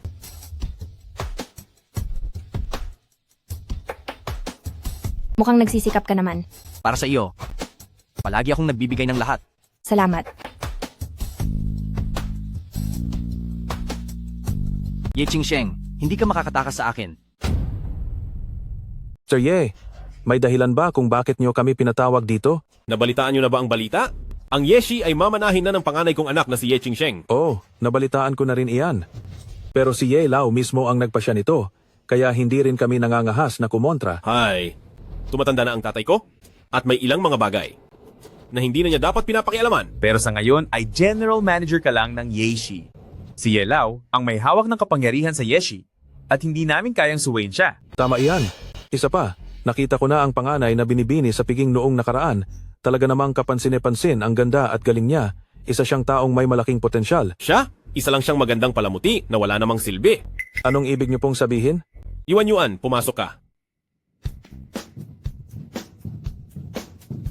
Mga kagalang-galang na shareholder, magandang araw sa inyong lahat. Ako si Ye Yuan. Hindi ba ito ang anak sa labas na nagbigay ng kahihiyan sa Yejia? Bakit siya nandito? Ang kapal din talaga ng mukha niya. Kung ako sa kanya, Mananatili na lang ako sa bahay at hindi na magpapakita. Alam ko pong nagtataka kayo kung bakit ako nandito. Pero kami ng tatay ko ay nag-iisip lang para sa ikabubuti ng Yeshi. Tingin ko ay nandito ka lang para manggulo, hindi ba? Sa pagkakaalam ko, noong nasa paaralan pa si Ye Qingsheng, laging nasa huli ang kaniyang grado bawat taon. Hindi rin siya nagpapahuli sa pagbubulakbol, pag-inom at paggagala. Sigurado ba kayong gusto ninyong suportahan ang ganiyang klaseng tao para maging tagapangulo ninyo? Pero bakit nabalitaan kong napakatalino ng senyoritang panganay? Kahit sino ay kayang magkunwari. Lalo na sa mga pamilyang kasing laki ng sa atin, ang pag-arte ay isang obligadong kurso. Ako ang tatay niya. At mas kilala ko siya kaysa sa kahit sino. Isa lang siyang batang babae na wala namang alam o kakayahan. Mga kagalang-galang na kasosyo, gusto niyo bang magpapaglalaruan lamang sa kaniyang mga kamay? Ito ay...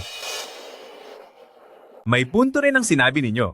Ngunit malakas ang impluensya ni Ye Lao sa Yeshi at si Ye Qingsheng, ang tagapagmanang siya mismo ang pumili, kaya wala rin kaming magagawa. Kung ang isa ay hindi siya kayang talunin, hindi pa rin ba natin siya kaya kung magsasama-sama tayong lahat? Tama iyon.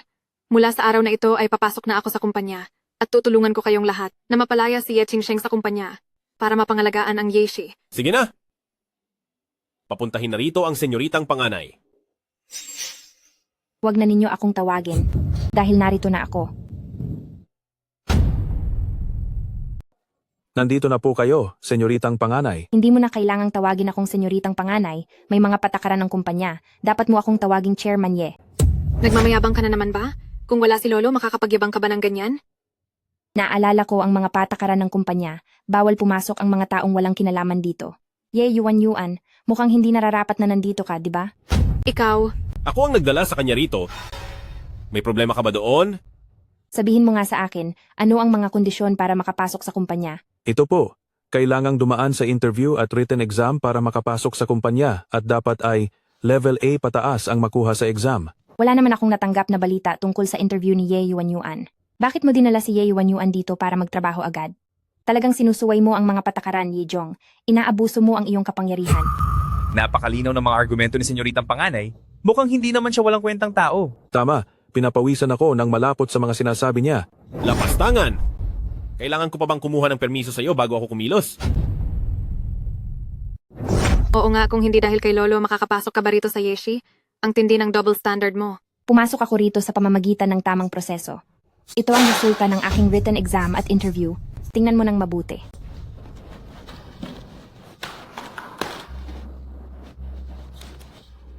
Ito, muntik nang maperpekto ng panganay na binibini ang kanyang written exam.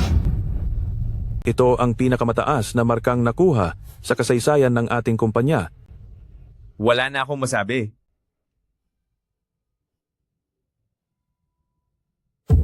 Sino ang nakakaalam?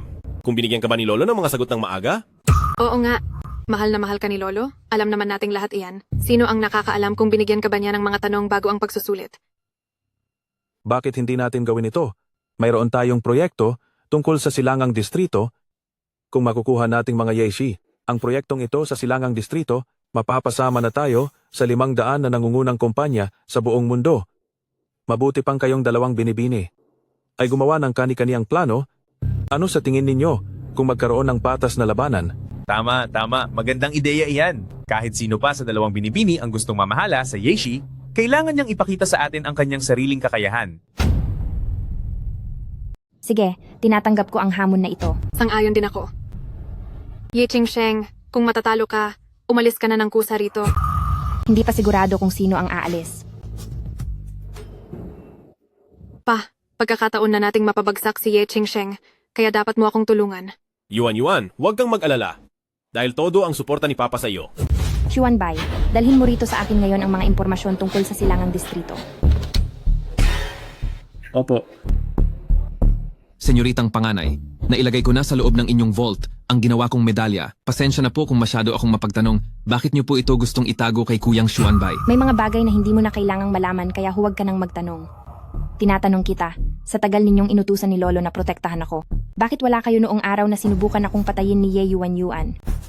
Noong araw na iyon, sinabi ni Kuyang Xuanbai na nalaman niyo raw ang tungkol sa amin at nagalit daw kayo kaya pinagbawalan kaming sumunod.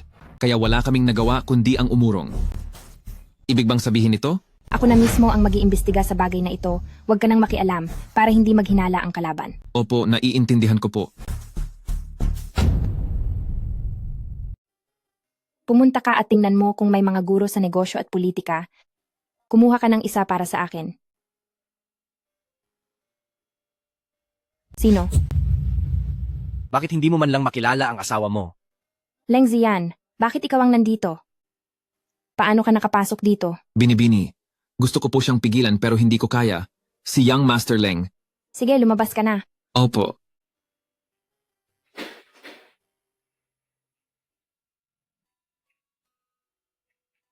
Teka lang, bakit ka ba nakatitig sa akin ng ganyan? Nagkakarga lang ako ng lakas, hindi mo ba alam? Masyadong maraming nangyayari sa dikwo nitong mga nakaraang araw, uuwi ako ng mag-isa. Hindi ko man lang makita ang bago kong asawa, kaya nababagot ako. Masyado akong abala. Kaya naman ako na mismo ang pumunta rito sa iyo, di ba? Huwag kang pupunta rito kung wala kang kailangan, dahil sobrang busy ko. Ang proyekto sa Silangang Distrito ay maaaring madagdagan ng kahit 5% man lang, maaari mong simulan sa aspeto ng lakas paggawa at konstruksyon. Tama ka. Kulang ang lakas paggawa sa Silangang Distrito, kaya ang pagdaragdag ng tauhan ay tiyak na makakabawas sa gastos sa kagamitan. Ito ang bagay na bumabagabag sa akin kamakailan lang. Hoy, ang asawa mo ay ang pinakamagaling sa buong dikwo. Kailangan mo pa ba talagang maghanap ng guro? Sige, Leng Xiao, sabihin mo ang presyo mo. Para sa mga aralin ni Leng Xiao, magkano ang bawat klase? Isang halik lang ay sapat na. Huwag mo nang sayangin ang oras ko rito. Napakaraming bagay sa dikwo ang kailangan mong asikasuhin. Paano ka magkakaroon ng oras para turuan ako? Ang paggawa ng dalawang bagay ng sabay ay ang aking natatanging kasanayan. At saka, basta tungkol sa iyo, kahit wala akong oras ay gagawa ako ng paraan. Sige, turuan mo ako ngayon. Ngayon na? Oo, hindi ba sabi mo ay tuturuan mo ako? Halika. Dapat nating bigyang pansin ang bahaging ito. Tingnan mo ito. Ang mga bagay na ito.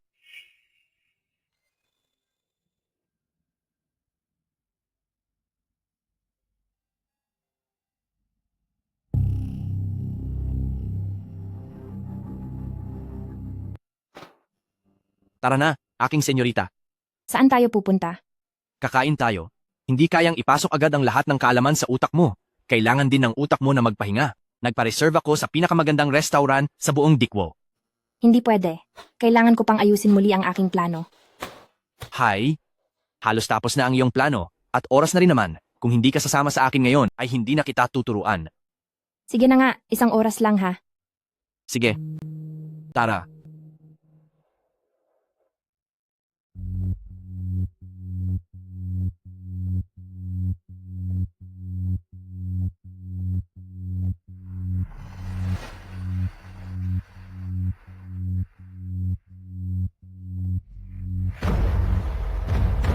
Kailan pa naging ganito katalino si Ye Xingsheng? Nagawa nga talaga niya. Ang nahanap ni Papa na ghostwriter para sa akin ay hinding-hindi tatalo kay Ye Xingsheng. Hindi maaari. Hindi ko siya pwedeng hayaang manalo.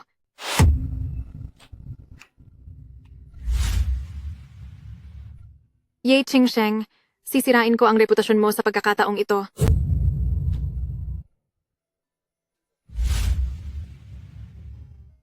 Ang tarantadong si Leng Ziyan na yon. Sabi niya ay babalik siya pagkatapos ng 1 oras, pero pinanood pa ako ng kung anong pelikula.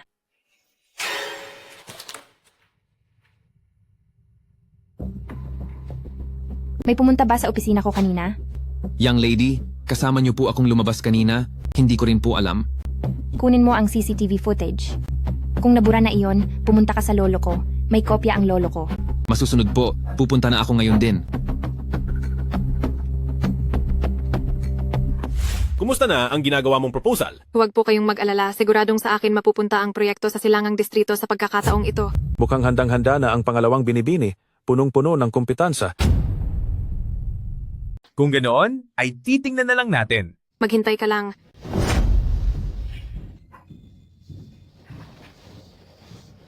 Dahil narito na ang lahat, simulan na ninyong ipakita ang inyong mga panukala. Kung ganoon ay ako na ang mauuna.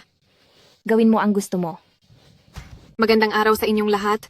Ang aking panukala ay magsisimula sa mga sumusunod na aspeto. Mukhang nagbuhos ng maraming paghahanda ang ikalawang senyorita rito. Ang panukalang ito ay talagang mahusay. Tingin ko ay malalagay sa alanganin ang senyoritang panganay ngayon. Siyempre naman. Napakagaling kaya ng ating Yuan.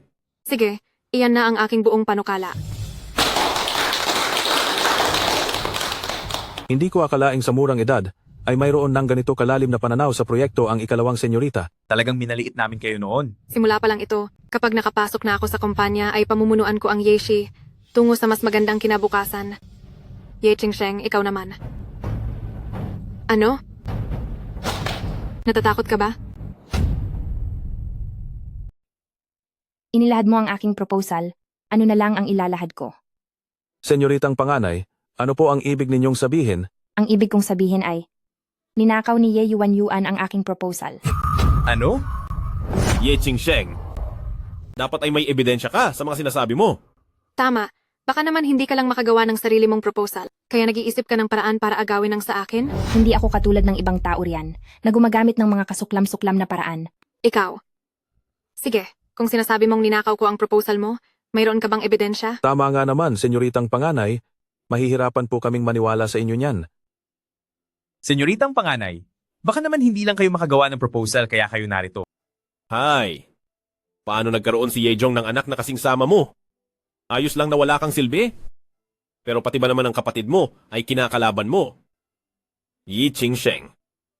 Talaga bang gusto mong guluhin ang Yejia bago ka tumigil? Ngayon, Ye Yuan, sabihin mo sa akin, bakit nakasulat ang pangalan ko sa blankong pahina ng dokumentong ito? Ito, bakit ito nangyari? Ibigay mo sa akin. Mayroon akong ugali, na ang mga gamit ko ay dapat laging may marka ko. Hindi mo siguro ito nakita noong ninakaw mo ang plano ko. May pangalan ko ang bawat blankong pahina ng planong ito.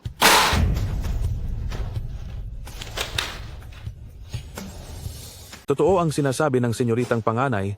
Ang planong ito ay sa senyoritang panganay.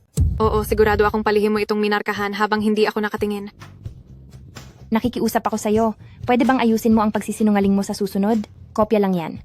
Kahit gusto ko itong markahan, hindi ba dapat sa orihinal ko ito ginawa? Kung gusto mo pang magpaliwanag, ilabas mo ang orihinal na kopya. Yuan, ilabas mo na agad. Ako. Siyempre, hindi niya mailalabas yan. Dahil ang orihinal ay nasa akin. Halikayo.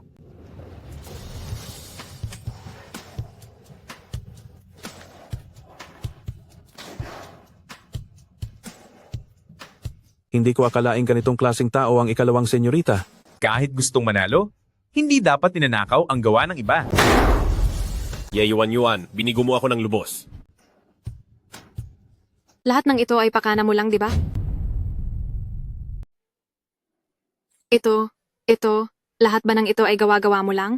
Ninakaw mo rin ang orihinal na kopya mula sa akin. Ah, talaga? Ang CCTV. Opo.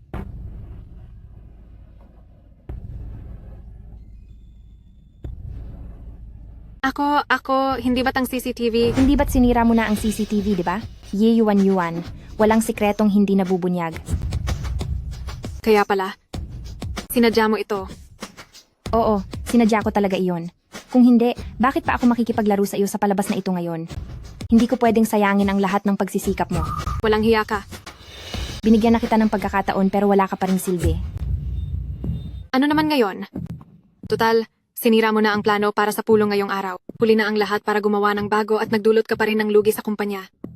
Tingin ko ay hindi ka na makakatagal pa sa kumpanyang ito. Talaga? Ye Yuan, hula ko noong ninakaw mo ang plano ko. Ay hindi mo man lang ito tinapos basahin, di ba? Hindi pa kumpleto ang planong iyon. Anong ibig mong sabihin? Sa totoo lang, dapat pa nga akong magpasalamat sa iyo. Dahil sa iyo ay gumawa ako ng bago. At doon ko natuklasan na ang luma kong plano ay mayroong napakalaking pagkakamali. Ang planong ito ay talagang perpekto. Totoo iyon. Ang bawat aspeto ng planong ito ay napag-isipan na, ang puhunan ay ibinaba ng husto, at ang tubo naman ay siniguradong maging pinakamalaki.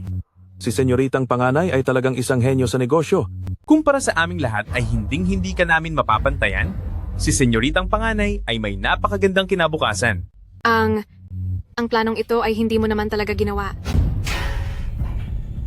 Nakita ko mismo sa opisina na si Leng Xiao ay nakikipaglandian kay Ye Chingsheng. Paano mo naman ito ipapaliwanag? Ito ay... Ang planong ito ay talagang ginawa ni Ching Sheng.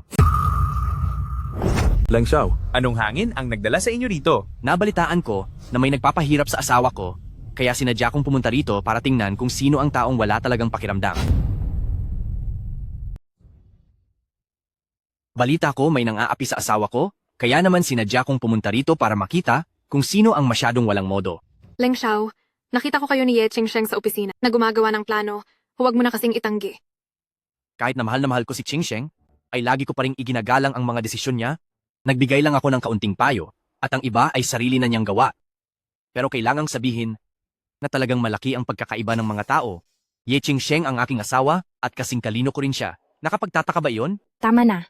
Huwag ka na masyadong magsalita. totoo nga pala ang mga chismis na spoiled kay Leng Xiao ang asawa niya. Ang ating senyoritang panganay ay talagang mahal na mahal ni Leng Xiao. Pero pinapayuhan ko ang ilang tao rito na kaysa gumawa ng kalokohan sa likuran ay pagbutihin na lang ang sarili dahil baka kapag nalaman ng iba na kapatid siya ng asawa ko ay talagang nakakahiya. Pinahiya mo na naman ako ng husto. Pa, makinig ka muna sa paliwanag ko. Simula ngayon, i-block mo na si Ye Yuan. Huwag mo siyang hahayaang makatapak sa Ye Group kahit isang hakbang. Masusunod po. Sige, maghintay ka lang. President Ye, may gagawin pa kami kaya mauuna na kami. Hindi na namin kayo iistorbohin ni Leng Xiao. Hoy! Saan kayo pupunta? Bakit hindi mo sinasagot ang mga tawag ko kamakailan? Hindi ako nakikipag-usap sa mga taong hindi tumutupad sa usapan. Galit ka pa rin ba? Hindi ba dahil sobrang gusto na kitang makita kamakailan? Saka, yung pelikulang pinanood mo, hindi ba naging masaya ka rin naman? Hoy, ikaw. Sige. Hindi na ako magsasalita. Kung wala ka nang sasabihin, lumabas ka na. Sinong nagsabing wala akong kailangan?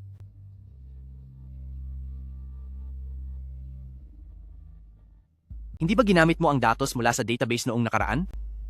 Ito na ang mga bagay na kailangan mo. Talagang hindi simple ang pagkamatay ng nanay mo at ang Liu Yanyun na iyon. Na iyong madrasta ay may kinalaman dito. Kilala ko siya. Kilala mo ba ang lalaking ito? Siya ang aking personal na guwardiya. Hoy, Senyoritang panganay, kanina pa pabalik-balik si Liu Yanyun sa tapat ng pinto mo. Kailangan ko na ba siyang paalisin? huwag na. Pumunta ka roon at buksan mo ang vault para sa kanya. Masusunod po. Kailangan nating pag-isipang mabuti ang bagay na ito. Nagpadala na ako ng mga tao para mag-imbestiga.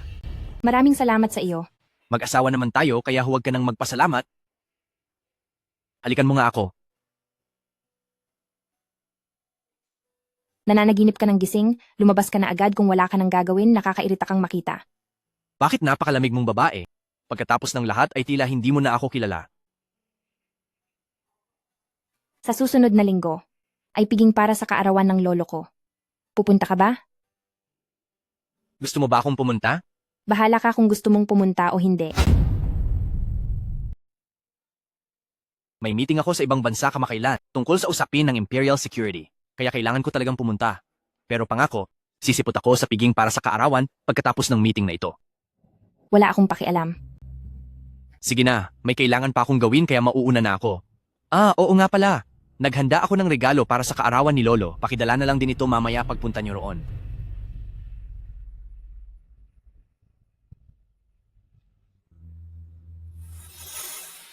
Hemp! Mahal, ano bang nangyari? Bakit ang init yata ng ulo mo? Hemp!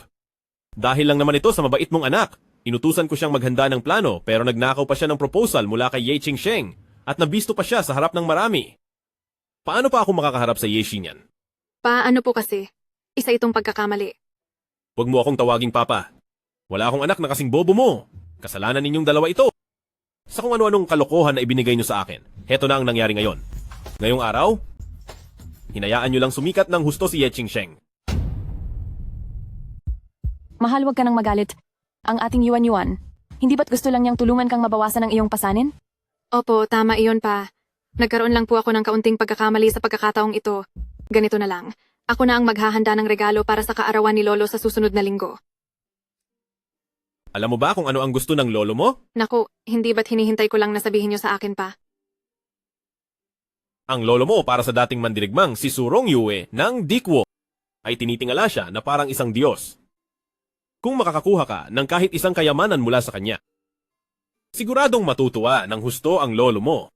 Sige po, magpapautos agad ako sa mga tao para mag-usisa.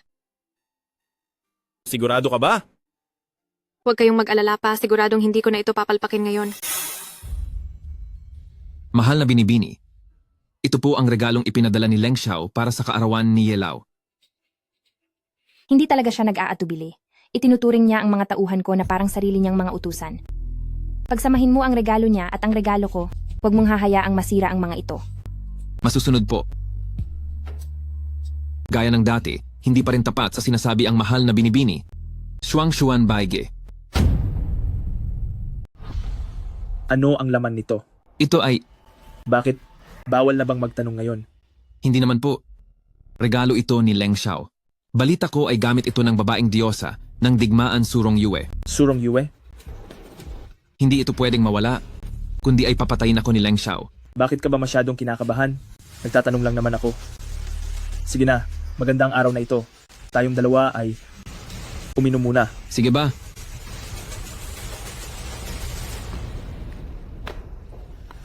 Leng Zian, simula ngayon ay akin na ang regalo mo. Salamat, maraming salamat. Maligayang kaarawan po, Lolo. Ching Sheng, halika rito sa lolo mo.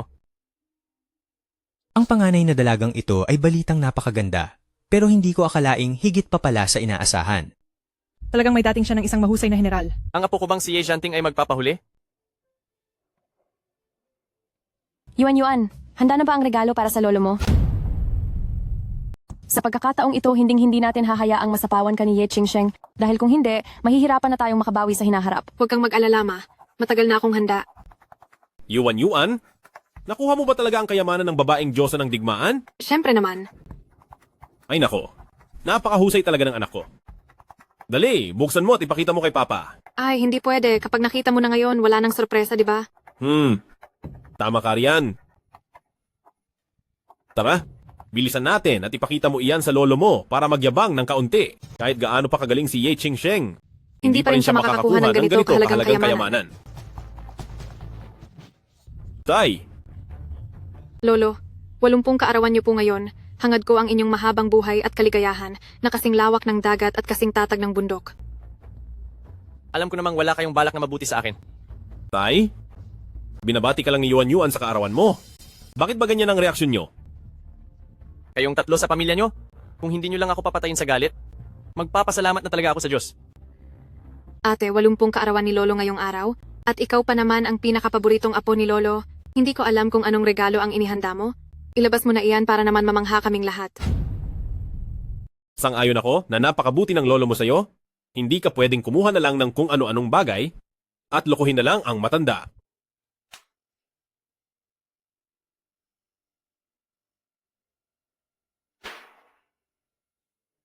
Lolo, ito po ang painting na ginawa ko para sa inyo. Mabuti, salamat. Ang galing talaga ng pagkakapinta nito ng ating Qingsheng.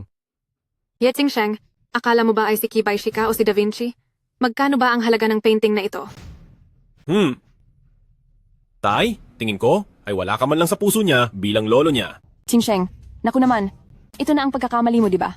Ikaw pa naman ang paboritong apo ng lolo mo. Hi, ang aming Yuan, hindi siya masyadong nabibigyan ng atensyon simula bata pa, pero tuwing kaarawan ni Lolo ay talagang naghahanda ng mabuti ang aming Yuan. Anong klaseng basura ba itong inihanda mo?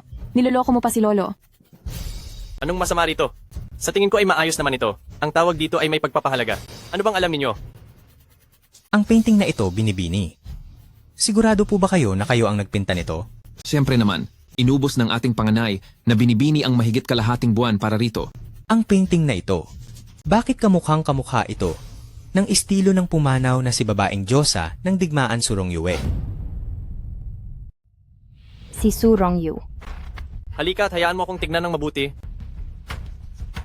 Aba, napakaswabe ng bawat hagod ng pinsel. Napakalinaw ng mga kulay. At mayroon itong sariling estilo na para lamang kay Diyosang Su. Ito ay tunay na isang obra maestra mula sa reinkarnasyon ng babaeng Diyosa ng digmaan. Nakatatandang Ye, ang inyong apo pala ay may ganito kahusay na talento sa pagpinta. Talagang may itinatagong galing siya at pantay na pantay ang galing niya kay Diyosang Su. Imposible, sigurado akong nagkakamali lang kayo. Ikalawang senyorita, mas mabuti pang pagbutihin nyo na lang ang inyong panlasa sa sining. Malalaman mo agad ang totoo kapag ikiniumpara ito sa gawa ng babaeng diyosa ng digmaan. Hump! Isa lamang itong pangit na panggagaya. Chingsheng, hindi inakala ni Lolo na mayroon kang ganitong natatanging talento. Sobrang saya talaga ni Lolo. Lolo, bakit mayroong su sa mundong ito? Senyoritang panganay, may masamang nangyari. Nawawala ang regalo ni Leng Xiao. Ano? Bilisan nyo at hanapin niyon agad. Lolo, kahit gaano pa kaganda ang regalo ni Ching Shengye, hindi pa rin iyon gamit ng babaeng diyosa ng digmaan. Ang ibibigay ko sa inyo ngayong araw ang tunay na kayamanan ng babaeng diyosa ng digmaan. Bakit nasa iyo ang regalo ni Leng Ziyan? Anong ibig sabihin nito? Ye Ching Sheng, huwag kang basta-basta manira. Regalo ko talaga ito. Sige, ayaw mong umamin ha? Ang kahon na ito ay gawa sa natural na kahoy ng templo, kailangang lagyan ng espesyal na nektar araw-araw para mapanatili ang ganda nito. At ako naman, mahilig akong mag-alaga ng mga alakdan at ahas. Napaka-cute ng mga alaga ko. Ang nektar na ito, dahil sinasabi mong sayo ang regalo, papalabasin ko ang mga alaga ko para malaman kung totoo o hindi ang sinasabi mo. Hala, ikaw, huwag mong papalabasin ang mga iyan. Ye Yuan, mukhang hindi na talaga mawawala ang ugali mong magnakaw. Ang regalo ng tao ko para kay Lolo, nagawa mo pang nakawin. Ye Jong, tingnan mo ang pinalaki mong anak. Kung ano ang puno, siya ring bunga. Talagang ipinapahiya mo ang Yejia. Ikaw na bata ka. Inutusan kitang maghanda ng regalo, tapos nagnakaw ka lang pala ng gamit ng iba. Yuan, bakit mo ninakaw ang gamit ni Leng Xiao? Ang taong iyon ay hindi natin pwedeng banggain. Wala akong ginawa. Iyon ay pinalitan ni Ye Ching Sheng ang regalo ko. Hindi ko gagawin ang ganyang klaseng panlilin lang. Tumigil na kayong lahat. Ipakita nyo sa akin kung ano ang inihanda ng asawa ng aking apo para sa akin.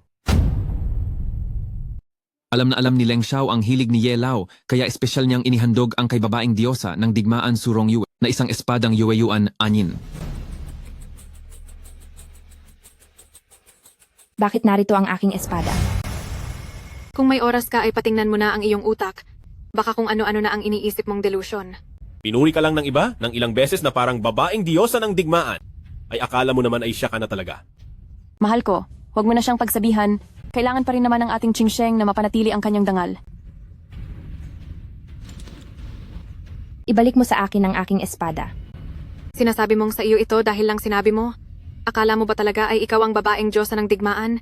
Wala ka namang maikukumpara sa kanya. Huwag mo nang masyadong biliban ang sarili mo. Tama iyon, senyoritang panganay. Hindi dapat ginagawang biro ang bagay na ito. Ang babaeng diyosa ng digmaan ang ating pinuno sa pagkakatatag ng bansa, labis-labis ang aming paggalang sa kanya. Oo nga, narinig ko sa iba na ang espadang ito ay ang babaeng diyosa ng digmaan lang ang kinikilalang nag-iisang amo.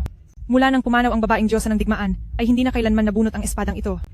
Totoo ba ang sinasabi mo? Hayaan mong subukan ko kung totoo nga ito.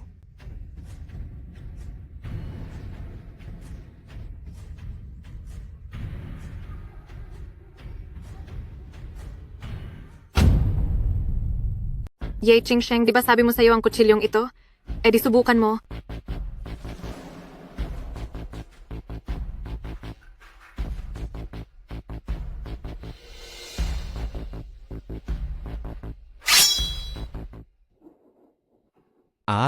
Ito ay isang himala talaga.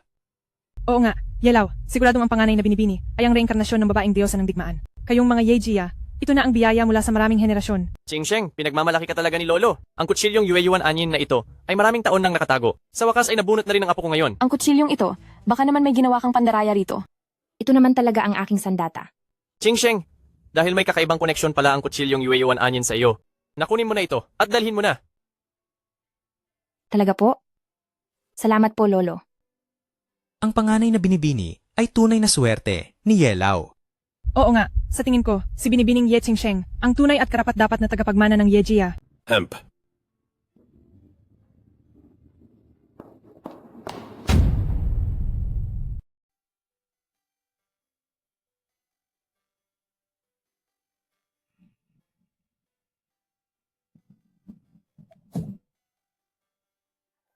Bakit ka napunta rito? Nangako ako sa isang tao na susunduin ko siya pagkatapos ng piging.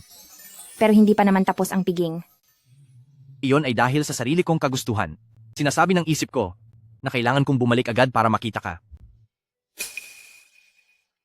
Bakit nasa iyo ang espadang ito? Ako, inisip ni Lolo na gusto ko ito. Kaya ibinigay niya ito sa akin. Hindi mo naman siguro ito babawiin, di ba?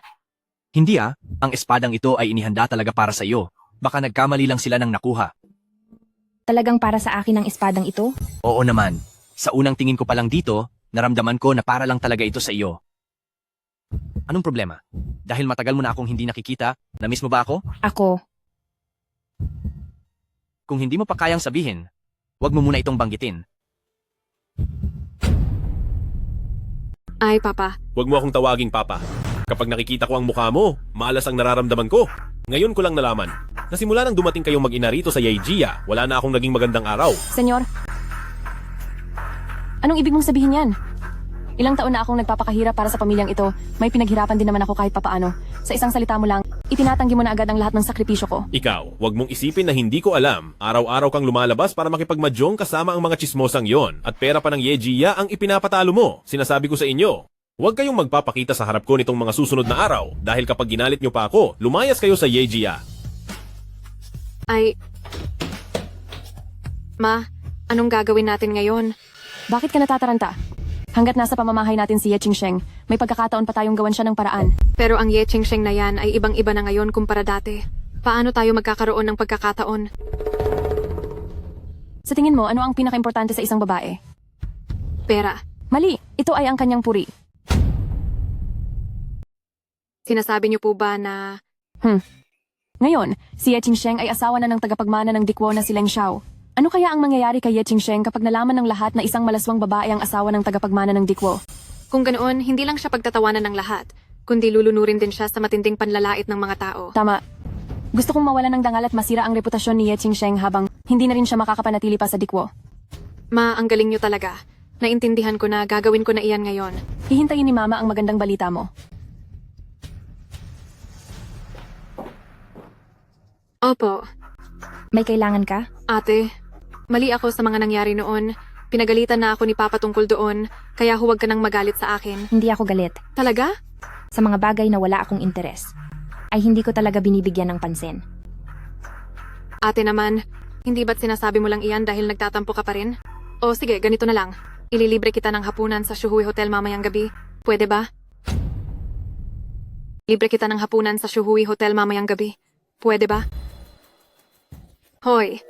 Bitawan mo ako. Ate, ano ba ang dapat kong gawin para hindi ka na magalit sa akin? Magkapatid naman tayo, di ba? Nagkukunwari kang mabait, pero may masama kang balak.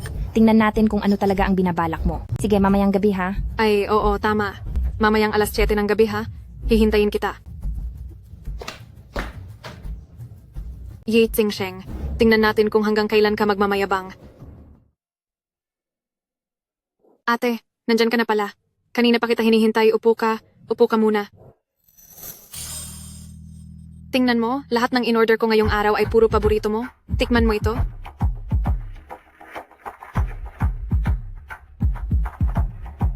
Kain na tayo, kain na.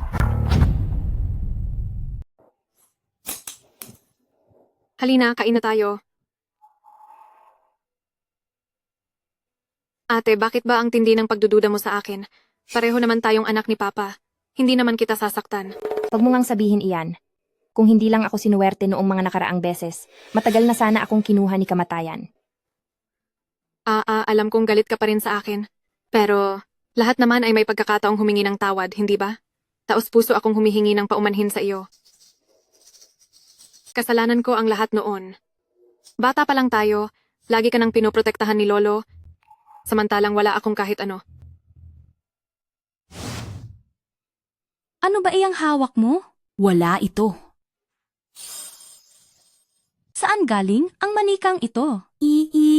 Ibinigay ito sa akin ni Lolo. Laging magagandang bagay lang ang binibigay sa iyo ni Lolo, paano naman ako? Yuan, huwag kang magkamali. Ito ay regalo sa akin ni Lolo para sa aking kaarawan. Wag! Huwag mong gupitin ang aking munting kuneho. Sige, sawa na ako rito. Ibabalik ko na sa iyo.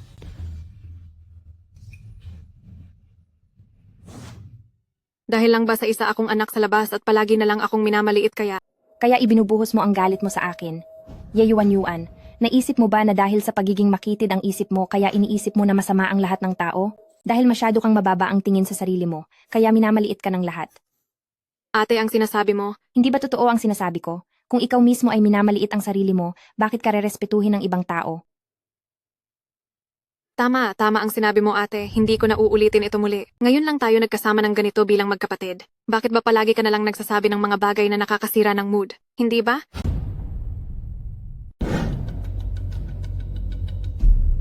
Ate, halika rito. Inom tayo para sa'yo. Kalimutan na natin ang lahat ng nangyari sa atin, ayos ba?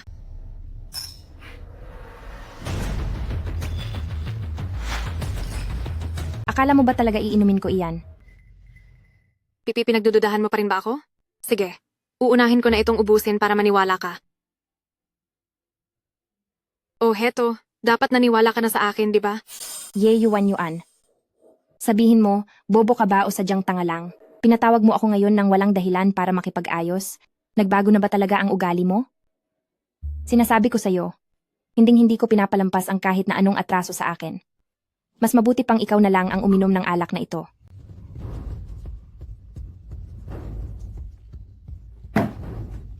Ye Qingsheng, nababaliw ka na ba? Hindi ba't sabi mo ay malinis ang alak na ito? Hindi ba pwedeng painumin ng ate ang kanyang nakababatang kapatid? Tanggapin mo na lang ang nararapat sa iyo.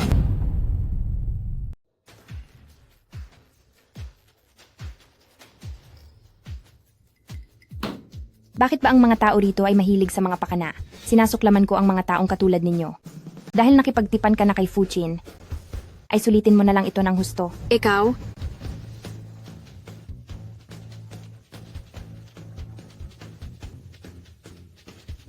Yuan. Ayos ka lang ba? Ang init ko. Hoy, Yuan.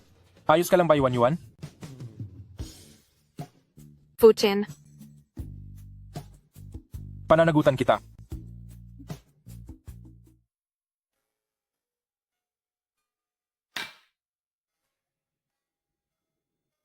Ano naman kung nabuhay akong muli? Tanging ang kutsilyong ito lang. Ang tunay na pagmamayari ko. Ano naman kung muling nabuhay? Ang kutsilyong ito lang. Ang tanging pagmamayari ko. Sa panahong ito, wala talaga akong lugar dito.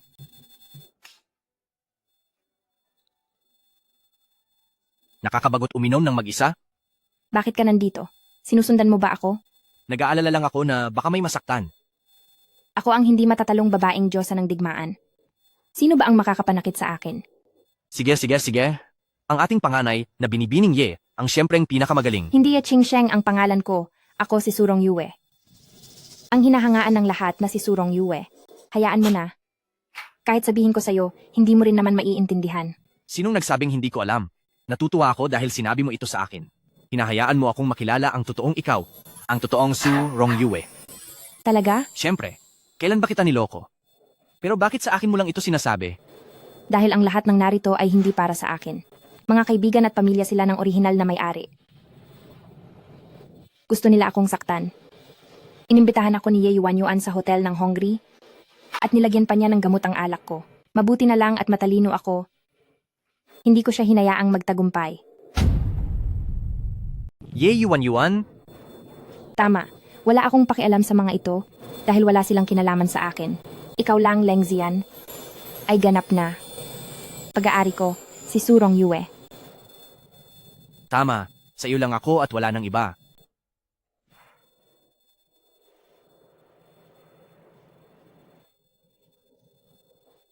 Hello? Bilhin mo ang Hongri Hotel sa loob ng 3 minuto. Tapos, dalhin mo sa akin ang lahat ng CCTV footage ng Hongri Hotel.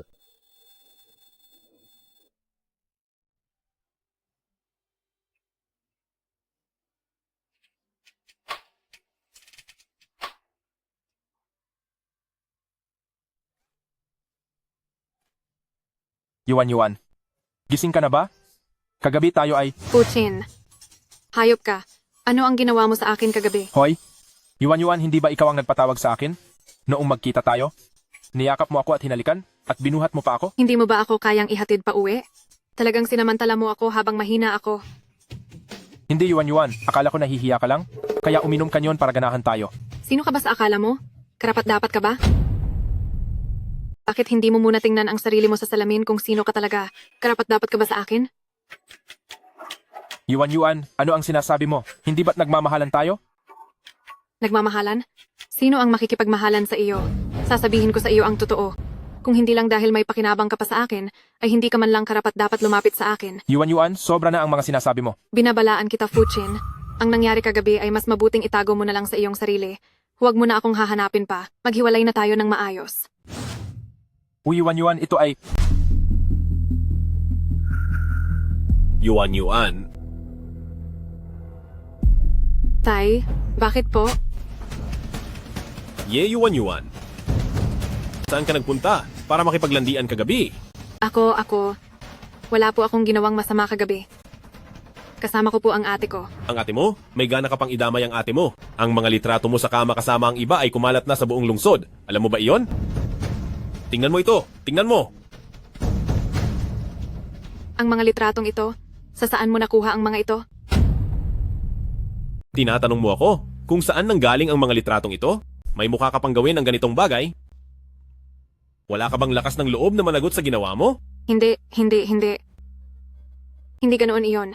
Papa, makinig ka muna sa paliwanag ko. Ngayong malinaw na ang ebidensya. Magsisinungaling ka pa rin ba? Nagpatawag na ako ng mga tao mula sa Fujiya. Ipinahiya mo talaga ako ng husto. Mahal, anong nangyayari rito? Bakit ka ba nagagalit ng ganyan? Ma, mabuti at dumating kayo. Tulungan niyo po akong pakiusapan si Papa. Tingnan mo ito. Tanungin mo ang mabait mong anak kung ano ang mga ginawa niya. Yuan, ano ba ito? Bakit ka nakipag-ugnayan sa lalaking iyon mula sa Fujiya? Hindi po iyon totoo. Si Ye Qingsheng iyon. Si Ye Qingsheng ang sumira sa akin. Hindi ka talaga nagbabago. Kailangan mo pa talagang idamay ang ate mo? Pa, bakit hindi niyo po ako pinaniniwalaan? Hindi ko kailanman magagawa ang ganitong bagay. At dahil makapangyarihan ang pamilya natin, sigurado akong may paraan kayo. Para hindi kumalat ang mga litratong ito, ay hindi ba? Tama siya, mahal. Kapag kumalat ang mga litratong ito, paano pa makakaharap sa ibang tao ang Yuan natin? Sa tingin niyo ba ayaw ko? Ang litratong ito ay hindi talaga mabibili ng buo. Siguradong may gustong magpabagsak sa ating Yejiya. Siguradong si Ye Qingsheng ito. Nakipagsabuatan siya sa pamilyang Leng para pabagsakin ako. Sa ganitong paraan ay wala nang makakaalis sa kanya. Sa posisyon bilang tagapagmana ng Yejiya. Tama ang sinabi ni Yuan. Siguradong pakana ito ni Ye Qingsheng. May punto ang sinasabi niyo. Gusto ni Ye Qingsheng na itulak tayong lahat sa bingit ng kapahamakan. Yuan, ngayong nadungisan na ang iyong puri, kailangan mong pakasalan si Fuchin para patahimikin ang lahat. Pero ako... Walang pero. Mahal ko, gawin natin ang sinabi mo. Fu, ang tungkol sa inyo ng aming Yuan. Hayaan mong ang padre di pamilya nyo ang kumausap sa akin. Ano ang ibig mong sabihin? Bawal na ba ang nanay ko na makipag-usap sa iyo? Hindi nakakapagtaka, anak ka nga ng isang kabit. Katulad ng nanay mong malandi. Palaging nagkakalat sa labas. Ikaw? Tama na. Tumahimik ka. Ginang Fu, ang mga nangyayari ngayon ay hindi natin parehong gustong mangyari. Pinapunta kita rito ngayon dahil gusto kong pag-usapan ang tungkol sa kasal ni na Yuan at Fuchin. Ang kasal. Sinong pumayag? Ginawa ni Fuchin ang ganitong bagay sa aming si Yuan. Babalewalain na lang ba ito ng Fujiya at maghuhugas kamay? Hindi ba't ang dalaga ng Yejiya ang siyang umakyat sa aming si Fuchin? Nagsisinungaling ka. Ngayon, subukan ninyong magtanong sa kahit sinong tao sa labas. Alam ng lahat na may walang hiyang anak ang Yejiya na nang-aakit sa sarili niyang bayaw. Para sa aming Fujiya, wala lang ito sa amin, lalo na't kaming mga Fujiya ay hindi papayag na ang isang maruming babae ay makapasok sa aming Fujiya. Tinatawag mo bang marumi ang anak ko? Yuan, alam mo sa sarili mo kung ilang lalaki ang nakasama mo na? Kagabi, siguradong hindi iyon ang unang beses mo, di ba? Matagal ko nang nabalitaan na malandi ang inyong pangalawang anak. Nako, ang malanding babaeng ito. Totoo nga pala ngayong nakita ko na siya. Nawalan na siya ng puri bago pa man makasal, kaming mga Fujiya ay hinding-hindi magpapasok ng ganyang klaseng babae. Kung ibibigay ng Yejiya ang proyekto sa West District sa aming Fu Group, baka ay maaari naming pag-isipan. Gusto mo ba akong patayin sa galit? Pa, wala akong ginawa. Nagsisinungaling sila. Nagsisinungaling ba ako? Malalaman mo kapag nagpunta ka sa ospital para magpatingin. Pero sa oras na iyon, ikaw si Yuan ay mapapatunayan na ang pakikipagtalik mo nang hindi pa kasal Fuchin, binibiro mo lang ako, di ba? Sa tagal ng pinagsamahan natin, hindi mo ito pwedeng gawin sa akin. Fuchin. Ako si Fuchin ay nabulag talaga na nagustuhan kita ng maraming taon. Nararamdaman ko na. Si Ye Qingsheng ay 10,000 beses na mas mabuti kaysa sa iyo. Tama na. Wala tayong oras para mag-aksaya ng panahon sa kanila rito. Mga langgam lang sila. Kahit ang karapatan sa mana ng Yeshi ay wala ang mga basurang ito. Tara, aalis na tayo. Hemp. Ako?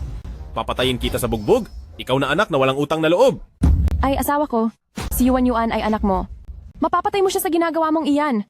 Bitawan mo ako. Hi. Mukhang hindi tamang oras ang pagdating ko. Ye Qingsheng, ikaw na babaeng Makati. Nilaglag mo ako. Sinisiraan ka? Ang ginagawa ko lang ay kung ano ang gusto mong gawin sa akin, ay ibinalik ko lang sa'yo. Paano iyon naging paninira? Qingsheng, naging mabuti ang nanay sa iyo sa lahat ng taon na ito. Pumunta ka at magmakaawa sa Fujiya para ang kapatid mo ay makasal sa pamilya nila, sige na. Dahil kung hindi, masisira ang buong buhay ng kapatid mo. Naging mabuti sa akin? Ang kapal din ng mukha mong sabihin iyan. Tsaka isa pa, ano bang pakialam ko sa mangyayari sa kanya? Si Yuan Yuan ay kapatid mo. Bakit ang walang puso mo? Iisa lang ang anak ng nanay ko, at ako iyon. Oh, anak mo siya, bakit hindi mo siya iligtas sa kapahamakan? Tungkol din ito sa ating Yejia. Hindi mo ito pwedeng pabayaan lang. Ako ang may hawak ng kapangyarihan sa Yejia, kaya ang mga usapin sa Yejia ay hindi nyo dapat pinapakialaman. Bawat isa sa inyo, ang lakas ng loob ninyong suwayin ako. Mahal na asawa, hanggat ngayon ay bawiin mo ang karapatan sa pagmamana ni Ye Qingsheng. Marami pang ibang pamilya sa hinaharap ang nagnanais na mapakasalan ng ating Yuan Yuan. Pagdating ng oras na iyon, hindi na tayo kailangang sumunod sa mga limitasyon niya. He, napakadaling sabihin yan. Kailan pa mapupunta sa akin ang karapatan sa mana? Kaysa ibigay sa lalaking iyon, mas mabuting ibigay na lang kay Yejong. Mula ngayon, ako na ang magiging matriarka ng Yeshi. Tingnan ko lang kung paano pa niya ako mababantaan. Mahal, sandali lang. Huwag kang magmadali. Tingnan mo, ano ito? Oh, ito ang plake ng Yeshi. Kapag nakuha ko ito, kailangang sumuko ang lahat sa akin. Tama ka. Nahanap ko ito sa silid ni Qingsheng. Pagdating ng panahon, ang Yejia ay magiging atin na. Yan yun. Hindi nga ako nagkamali sa'yo. Ipaalam ang utos ko, magkakaroon ng board meeting bukas. Mag-ayos ka na agad, pumunta ka at ibalita ito. Ah, sige. Miss, nagsimula na silang kumilos. Sunduin mo ang lolo ko. Masusunod po. Sa tingin mo, bakit tayo pinatawag ni Presidente Ye ngayon at para sa anong dahilan? Hindi ko alam. Pero, ayokong masali sa gulo ng pamilya nila.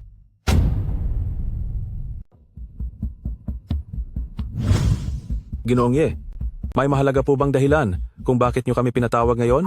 Tama. Pinatawag ko kayong lahat ngayon para sa karapatan sa pagmamana ng Yeshi. Karapatan sa pagmamana?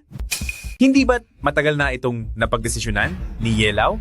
Ang senyoritang panganay, ang siyang dapat mamuno sa Yeshi.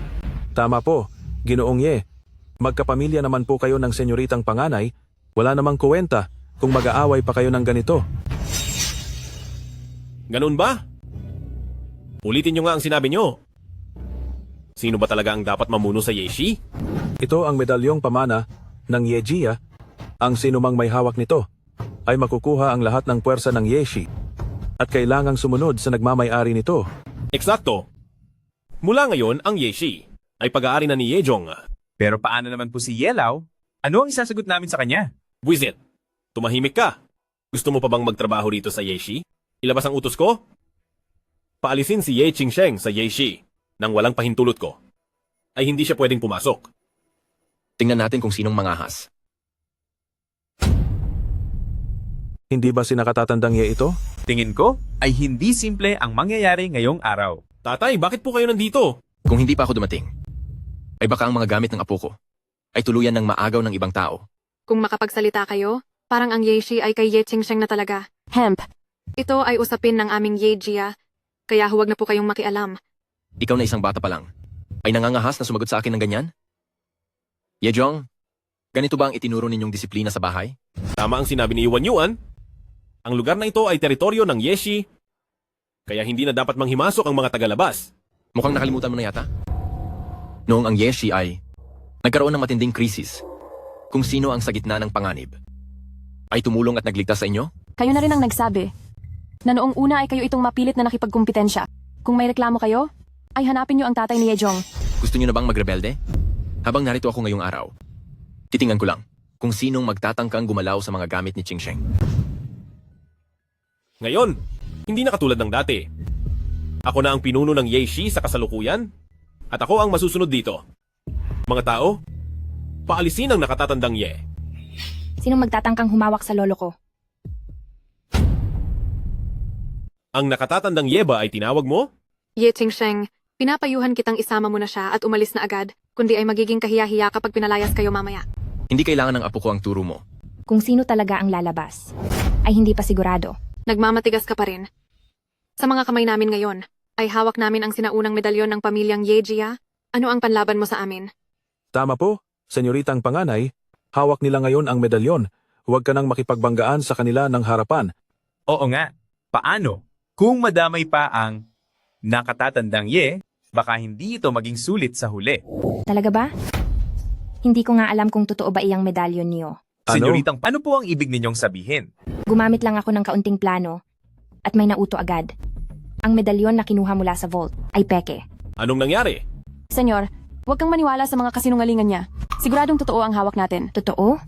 Kung ganoon ay tignan mo ang ilalim ng medalyon at basahin mo kung ano ang nakasulat doon.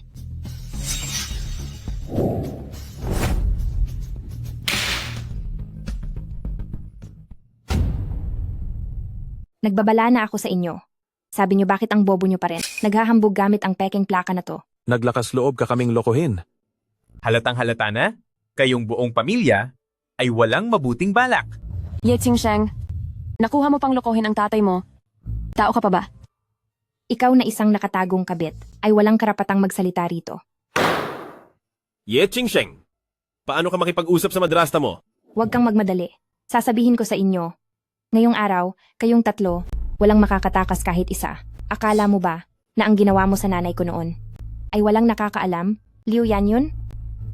Ano? Imbestigado ko na ang lahat ng malinaw. Noon ay sinuhulan mo ang katulong sa Yejia para lasunin ang gamot ng nanay ko. Ito ang ebidensya.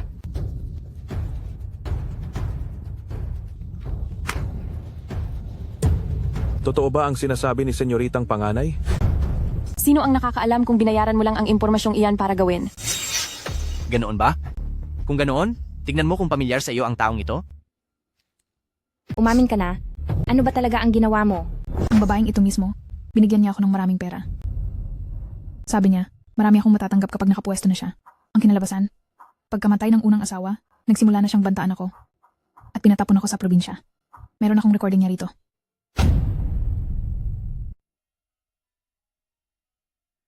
Gawin mo ang sinasabi ko. Pagkamatay ng babaeng iyon, siguradong may makukuha kang pabuya. Pero, huwag ka nang maraming satsat.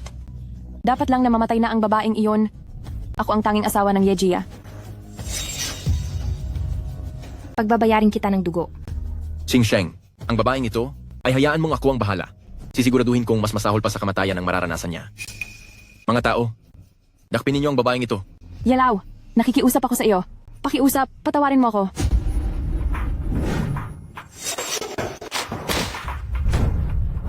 Ayos ka lang ba? Huwag kang mag-alala, hindi na kita hahayaang masaktan pang muli. Sekretarya, putulin mo ang kamay ng taong ito at ipakain sa mga pating sa dagat. Opo. At ikaw rin, dito ka na lang maghintay ng kamatayan kasama ang nanay mo. Ipaalis si Yejong sa Dikwo at habang buhay. Siyang hindi makakapasok dito. Pwe, kasalanan mo ang iyong sinapit. Aha!